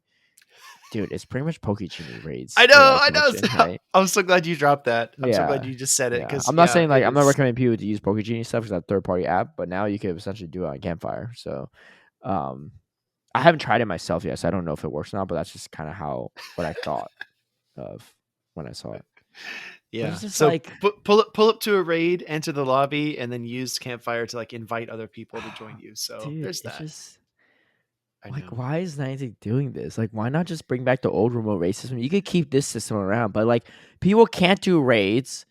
So to encourage people to go outside and do raids, you're going to do a remote raid. Like, don't get me wrong, I think this is a nice feature to help you get raids done. But you're doing essentially the Pokegenie raids thing, except on Campfire. But like, this is can't be what the envisioned rework of remote raids is for Niantic, right? Like this can't be like Mm. what they're hoping for. But this is the resort they're going to make sure that people in rural areas or people without a lot of people to raid with in person can do raids. But again, then like what was the whole point of reworking the raid system? You're still remote raiding, but now with a bunch of strangers instead of people you built online communities with. Am I wrong? Dude, I just want to let that one. I wanted to let that one hang in the air for a second because I Yeah. don't think you're wrong. And that's the thing too. Like it feels like again, Niantic is like they have all the ingredients, right? But they're like throwing the butter in before they're supposed to, throw the sauce in or something. They're just like they don't. For example, if you think about, I had the example in my mind. If you think about remote raids, right? Like to your tweet, you said, why don't they give trainers other ways to connect and actually do raids together before they just absolutely gut the remote raid system, Yeah. right? Why don't you actually like encourage them to go out and do things first and then say, by the way, we're going to make this shift now that you have your local communities. That's how you can be sustained. Now we're going to take the next step in our vision, air quotes, that can help you to get closer to how we want you to play the game. And it's the same for the boxes in the store. This is going back even further, right? If your ultimate goal is to make the web store the place to go, release it, make it seem really cool, make people go there first, and then start to slowly decrease the quality of the boxes in the Apple store if you're not willing to pay the extra fees and everything like that. Like just be coherent, just line things up, follow the recipe, just actually give people somewhere to go so that they're not just stranded and just disappointed. Yeah, and the thing is, like, this is not a novel idea, right? Like, Pokegenie is already around, No. people doing rates for it, and I'm not saying like, again, I'm not encouraging people to use a third party app for this stuff. I'm just stating the obvious of like what's around. Um, but also like, this is not like, yeah, it's a solution to their problems, but it can't be the solution or the approach they envisioned, right? They're only doing Sure. this because you have no way to doing it. Why not just bring back the old remote rate thing, like, and just let people do it with their friends, right? Like then you're actually building community. Maybe not the community they want, but you're building an online community rather than these random people I'm about to add through Campfire for like one raid. And what I'm gonna do? Hit them up on Campfire, be like, yo, nice raid there we just did. You want to be friends in real life and meet up? Like what? No, people aren't gonna do that, right? I don't know. That's definitely not a safe approach. I wouldn't recommend people doing that with strangers in general. Yeah. But like even if that was safe to do, I don't think people would do it. Um, I don't know. I don't That's know. unrelated to community ambassador program, but that was something I noted with the Campfire. Yeah. So going back to the community ambassador program, one of the best answers Michael gave in our interview was that they're really going to invest in the locals in the community ambassador program. They're really going to partner with people in order to run tournaments, local activations, all that kind of stuff. I mean, again, like he himself said, actions will speak louder than words. And I'm really excited to see what they decide to do. I really hope we see some real movement on this because I do think personally if we're going to start to resurrect Pokemon Go, if we're going to start to grow the PvP space for real, it has to start at the local level. I don't know if there's any other answer besides, new feature releases or something that pull people back to the game, but you kind of need both regardless. You need new features and you need a strong grassroots. Yeah, and when when I introduced the topic, I sound a little snarky. I didn't mean it in that way. Like I do think it's a great like program, all in all. I was just more so like, I'm like, all right, well, we had a great community ambassador program with Sylph and Niantic Mm, partnership, and they just killed it off, and here it comes again, right? But I do think the program itself is a good idea. I mean, I talked to our local community ambassador back at least when the Sylph thing was happening, mm, and he was great too. You know, he went to our local like Sylph tournaments and like was like giving out prizes and like just engaged with us, which was really cool. So, shout out to Rit, who is our local community ambassador. But I do think for those that are very invested in trying to get their community more involved and stuff, like it's a great idea. Um, mhm. so we'll see how it goes, but Yeah. hopefully applying stuff, and yeah, that Dude, does for that. being a community ambassador is one of the most thankless roles. Like you get all the Hmm. problems, right? When people when you're dealing with people, but none of the thanks, right? So shout out to all of our community ambassadors, tournament organizers, the people that aren't in front of the camera, the people that aren't getting a lot of praise for this, but still do it. We would Hmm. not exist without them. So I really hope this program's successful. I agree. I honestly, Caleb, your intro really like it cracked me up because I was like, damn, I feel the same way. But at the same time, like, let's be real, the community ambassadors, we need them. We need them really badly. Yes, we do. We do.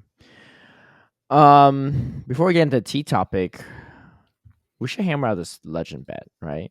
Oh my god, Dude, come RC on, Cole man. really wants us to run like a freaking half marathon or Dude, something. I'm not for it. King Unless you really IV, want to do it. King IV, right? Yeah. Who's just been smashing every single goal he set for himself. He Yeah. tweeted today that he tried to run a 5K and couldn't do it. If freaking King IV can't do it, I am not You have to train gonna throw for my it. hat in the ring. All right, I'm still down to perm all my hair, which is like very long. Are you down to still play Fortress and the? Oh, we have the dates. We have the dates to go play Pokemon tournaments. When's the first Oh one? yeah. Is it Pittsburgh? Or is it? Pittsburgh. Pittsburgh's the first one. It's like the Do you ninth, want to I think, go? of September. If you Dude. lose the bet, head out Dude, to that's the Pittsburgh. thing. We have to see how our schedules shake out, Yeah, right? yeah, yeah. If you're not commentating it, the first one you're not commentating. Mm-hmm. Sure.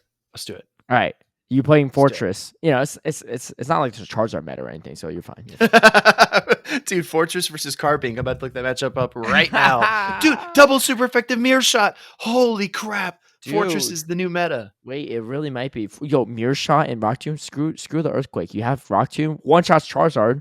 It doesn't one shot Noctowl Altaria. One shots Charizard. Bruh. Bruh. All right. Nobody's playing Venusaur against me if I've got Fortress, man. Come on. Dude, yeah, run Fortress and like triple groundwater. Like you got Swampert, Quagsire, and Whiscash. Ain't no Yeah, yeah. problem. Charizard could only do so much against those things, right? Dude, I'm about to look it up right now. All right, we're locking it in. Okay, I need to ask you too.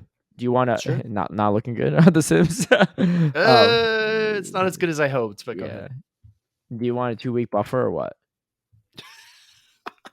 You need to tell me right now. We Oh can't say this man, after the fact.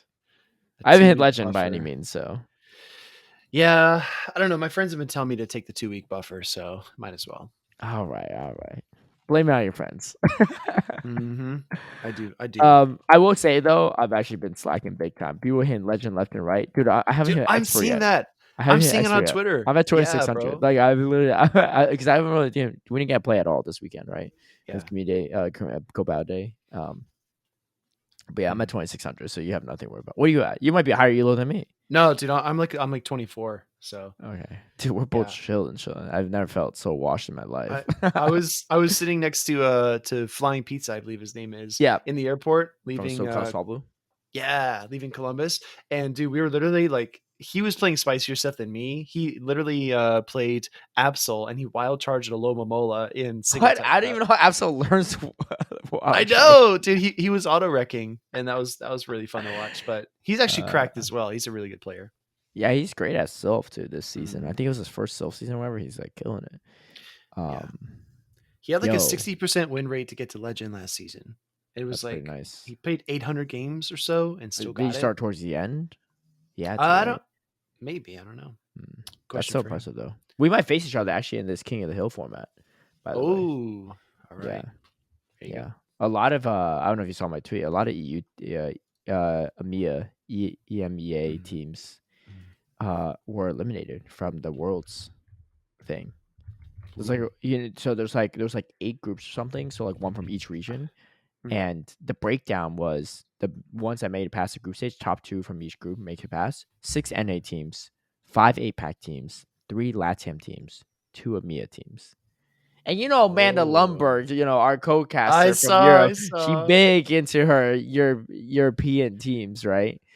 But yeah, no, I saw. that's not the case. King of the Hill, which is the format for all the teams that didn't make the World, so one that my team's in. NA, there's 8 left for NA, 5 for EMEA, 2 for LATAM, and 1 for APAC.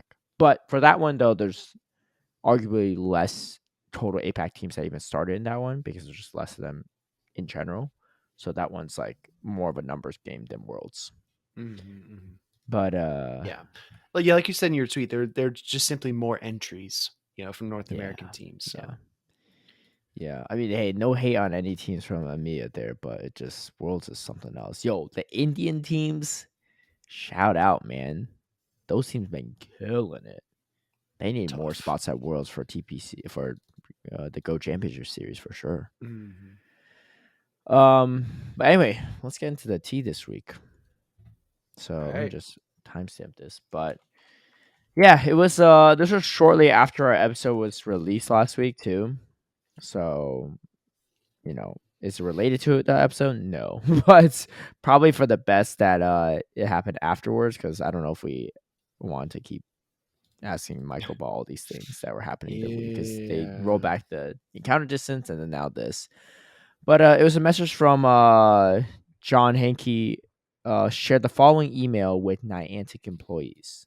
This was posted on the official Niantic website, but it was not like a leaked email or anything, but Nope. they just want full transparency. It was on June 29th. Dude, it's a long email, so I'm actually not going to go into all of it. Yeah. But essentially, what happened is, because they're going to focus more on certain games they're working on and just let go some of the other ones, mainly being the NBA All Worlds game and Marvel Worlds of Heroes games. And that also means that they're laying off 230 Niantic employees. Mm-hmm. To answer this specific point, why are we making the change? The answer is straightforward. We have allowed our expenses to grow faster than revenue.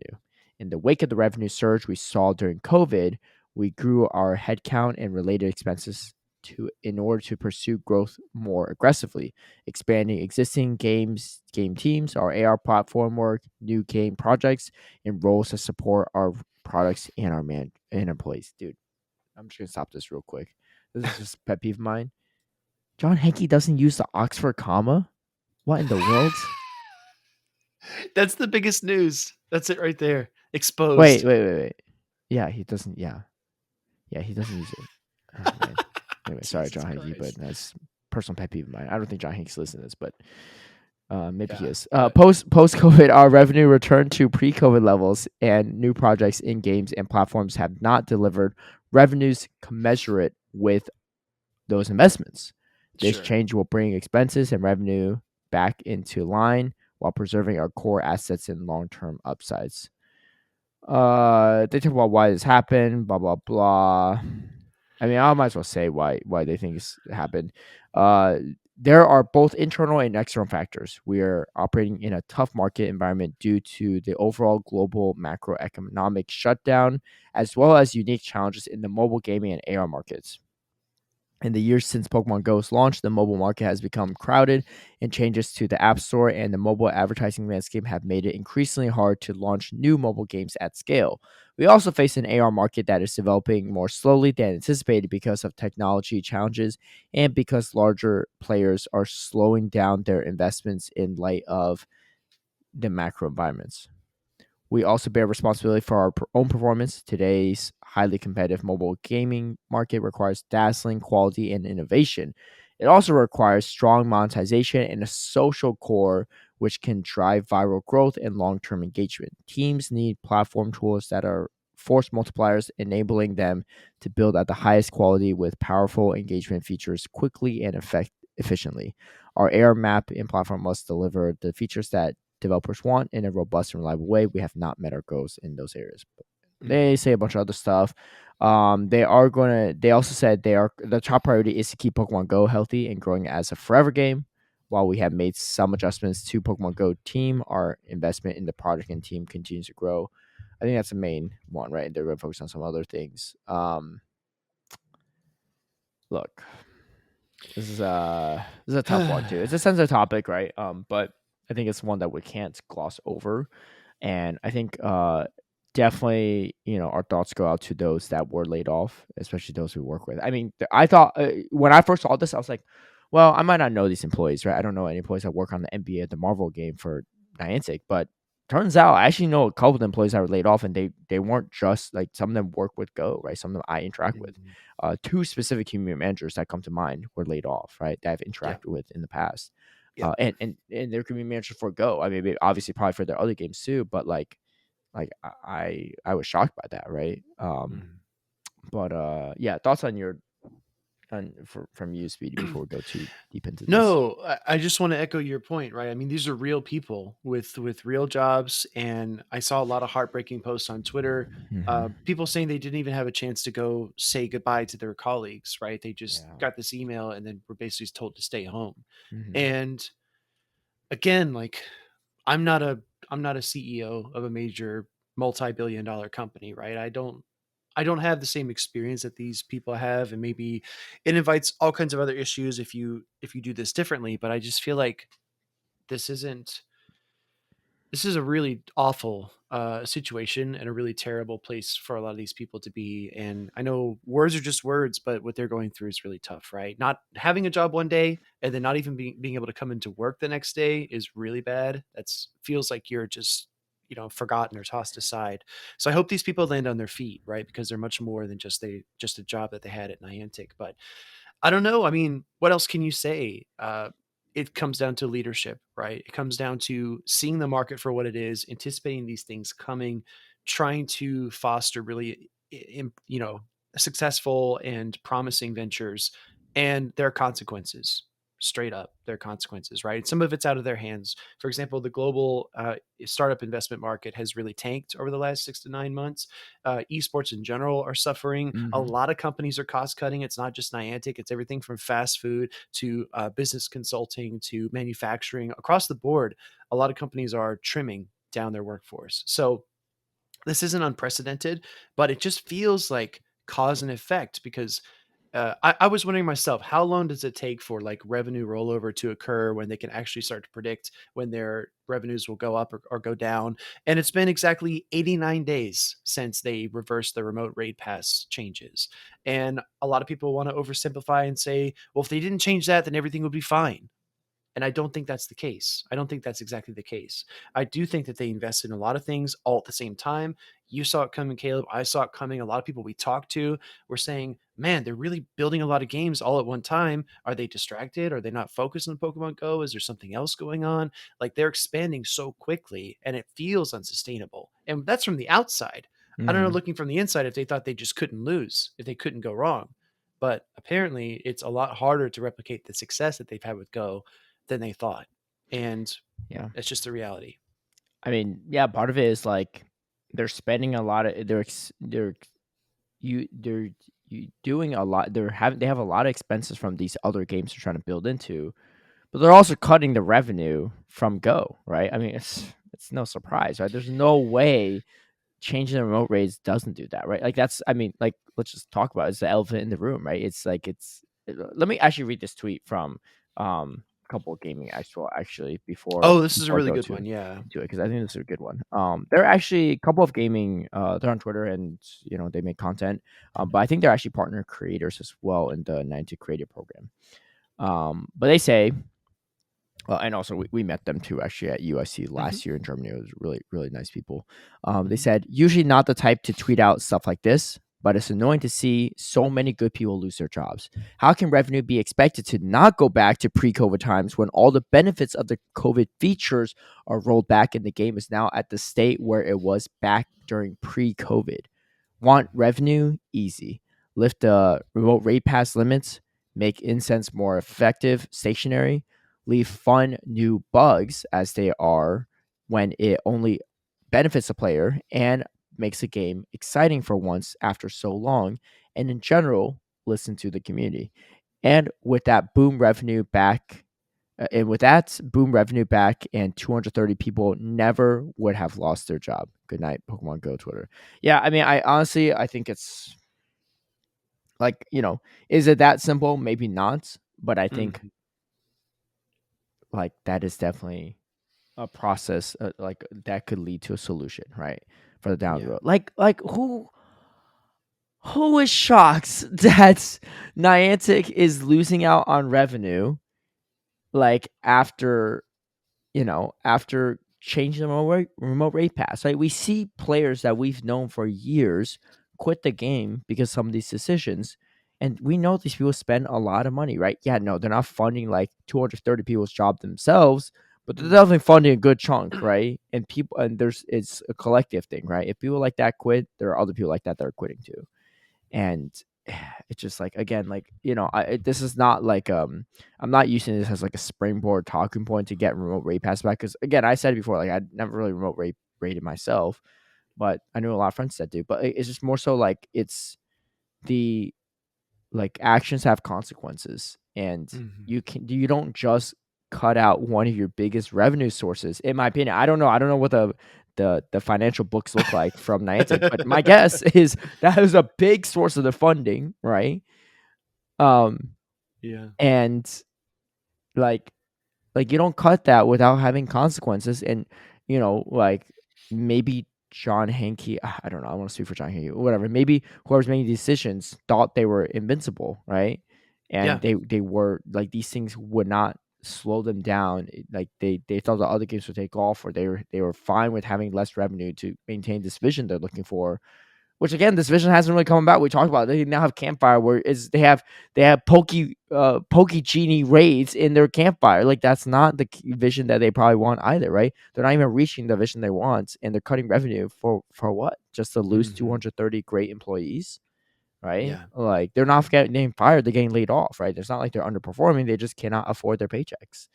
Mhm. um and it's really disappointing to see, because again, like, some of them I've worked with too, and like they were great to work with, and it's just unfortunate. But also like just imagine the company morale, right? But also they're spread thin, right? We're talking about this earlier, right? Wouldn't it be nice to have 19 employees at some of these regionals, internationals, worlds? Sure, but Yeah. like there's even less now.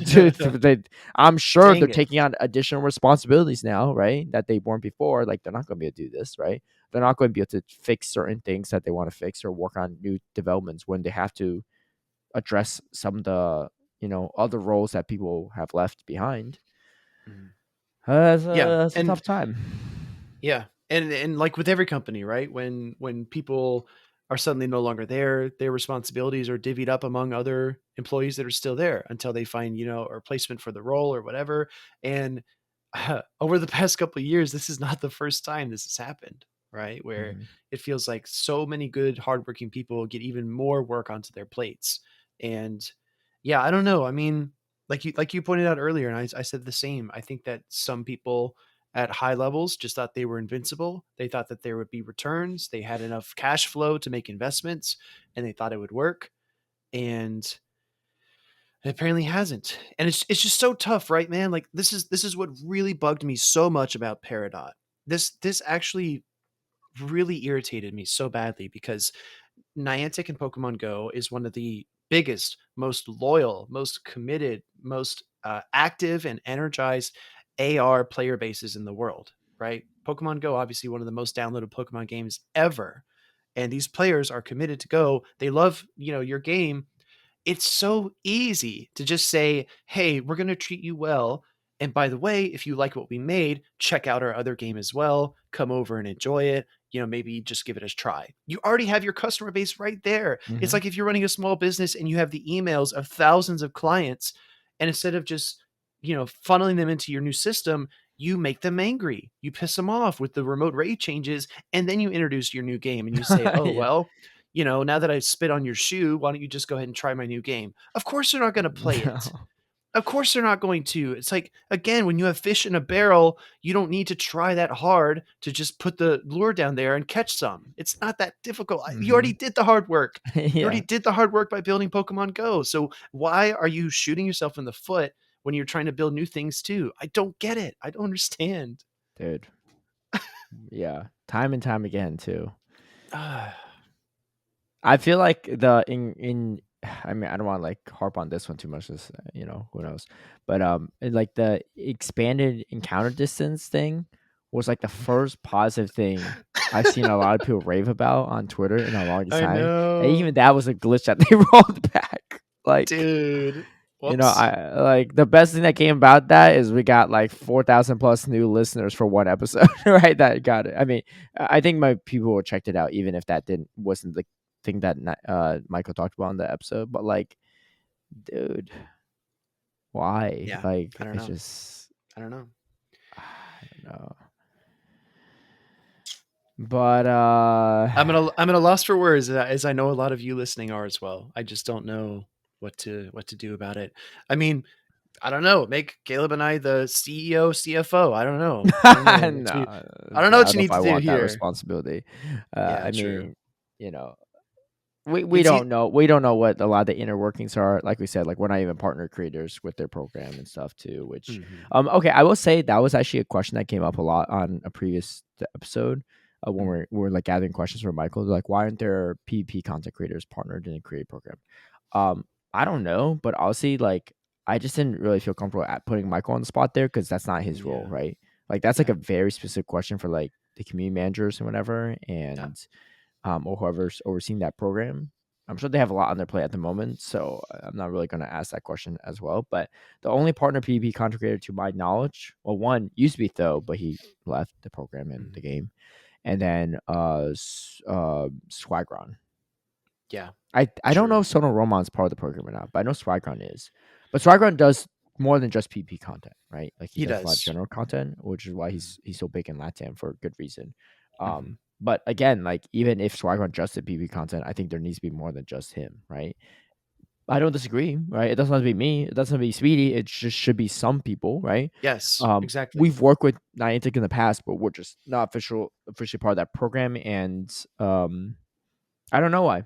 I don't know why, and we were had a ton of questions from Michael, and that seemed like I don't think that was a bad question, right? I just want to acknowledge hmm that we did see it, but it was It's just more just personal, yeah, it's at just more personal. But least for us. yeah, yeah. So maybe that wasn't the best place to ask, which why I Yeah, didn't feel free to ask. Yonkis has the same thing, right? Yonkis tweeted, he's like, Yeah, "We have all these Go Fest. We have, London, Osaka, and New York, and there's not a single PvP creator that speaks English listed on any of these yeah, promotionals." And it's just yeah, like, for the meetups and everything. why? Why not? I don't know. I don't Maybe we're know. just asking for too much, Caleb. Maybe maybe we're the crazy ones here. Maybe Scroll Trapper is right all along. I don't know. I'm questioning everything. Funny enough, I don't think Scroll Trapper commented on the last I episode. know he's slacking, Four or thousand something people. they're slacking, I should say. I don't Yeah. know. But it's not it's like silver lining with the layoffs, which is not a lot of silver linings, but I think silver lining hopefully is that it's like a wake up call, right?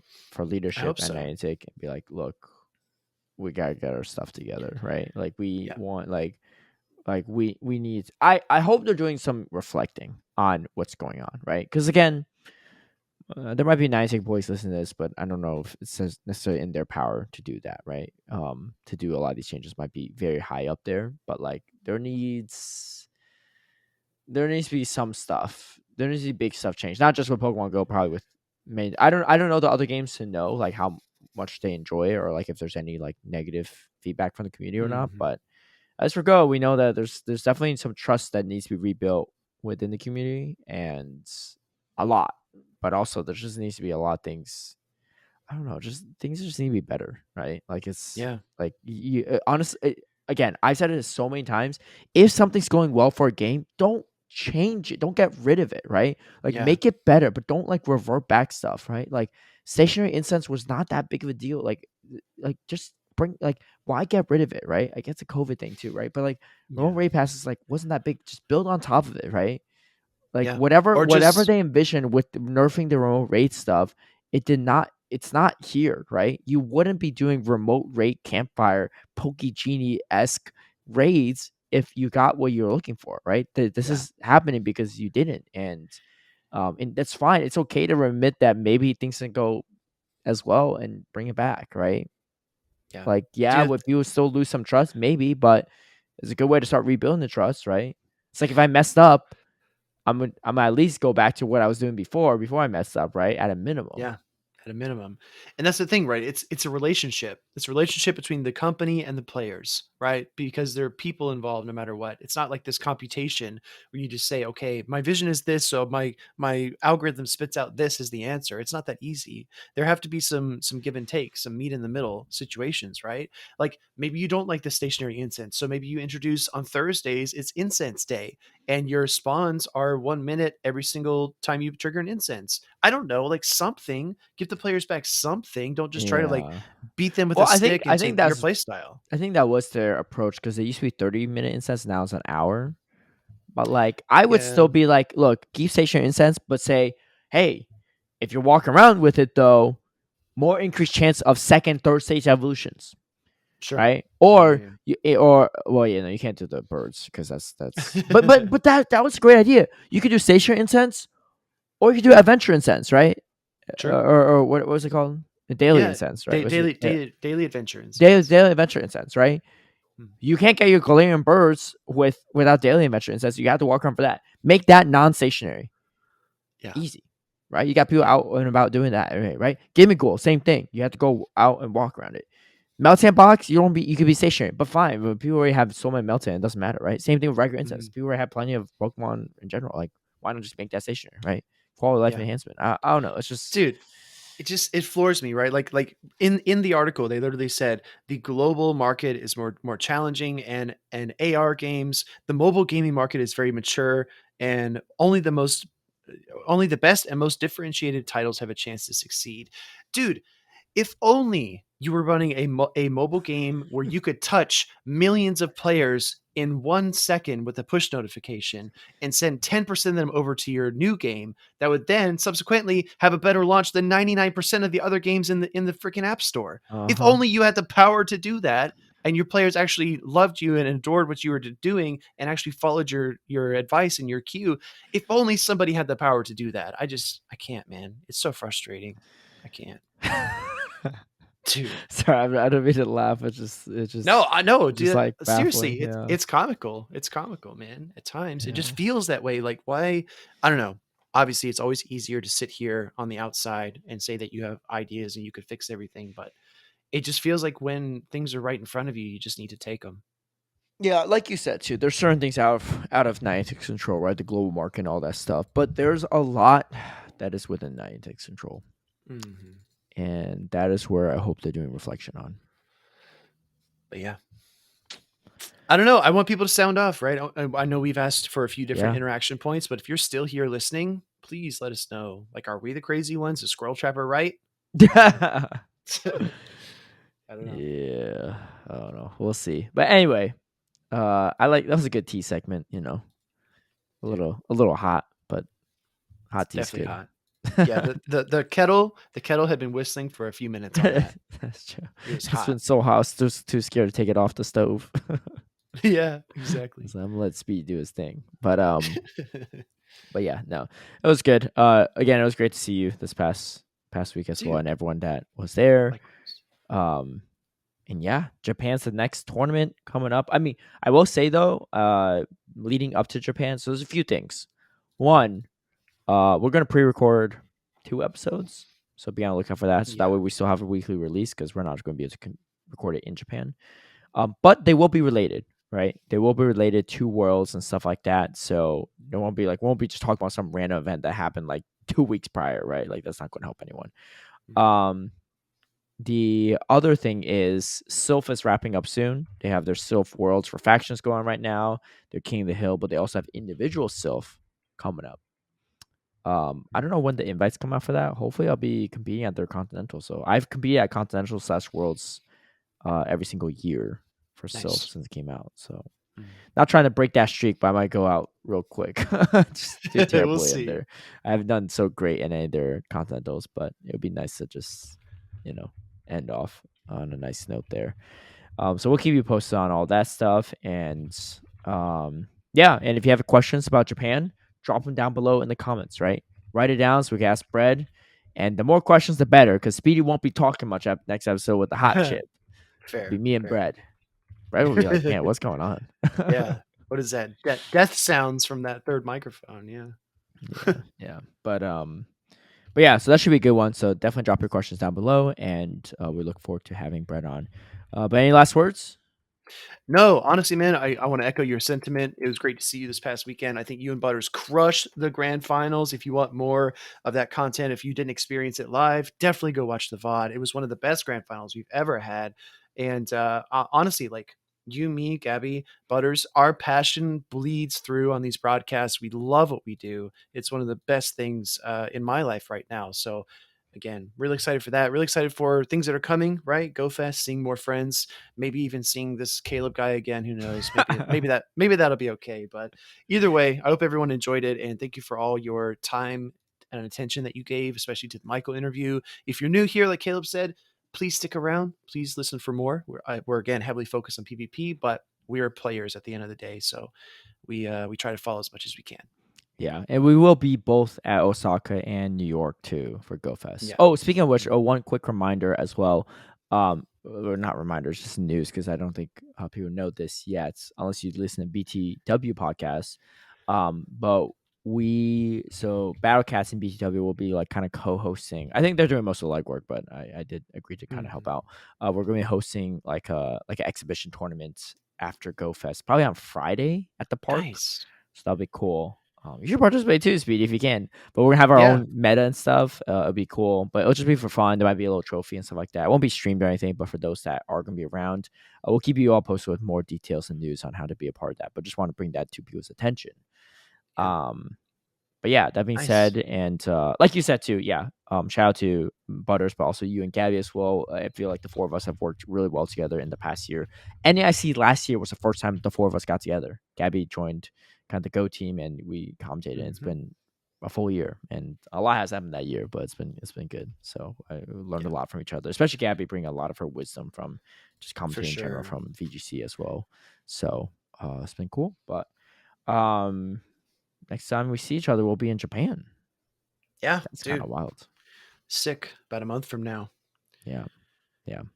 But anyway, thanks all for tuning in. Again, if you have questions, comments about Japan, or just comments in general about the episode, drop them down below in the YouTube. You know what to do. But thank you all for our new subscribers, our new listeners, and we hope to keep you entertained down the road too. Anyway, have a good one. Peace out, and catch you all later.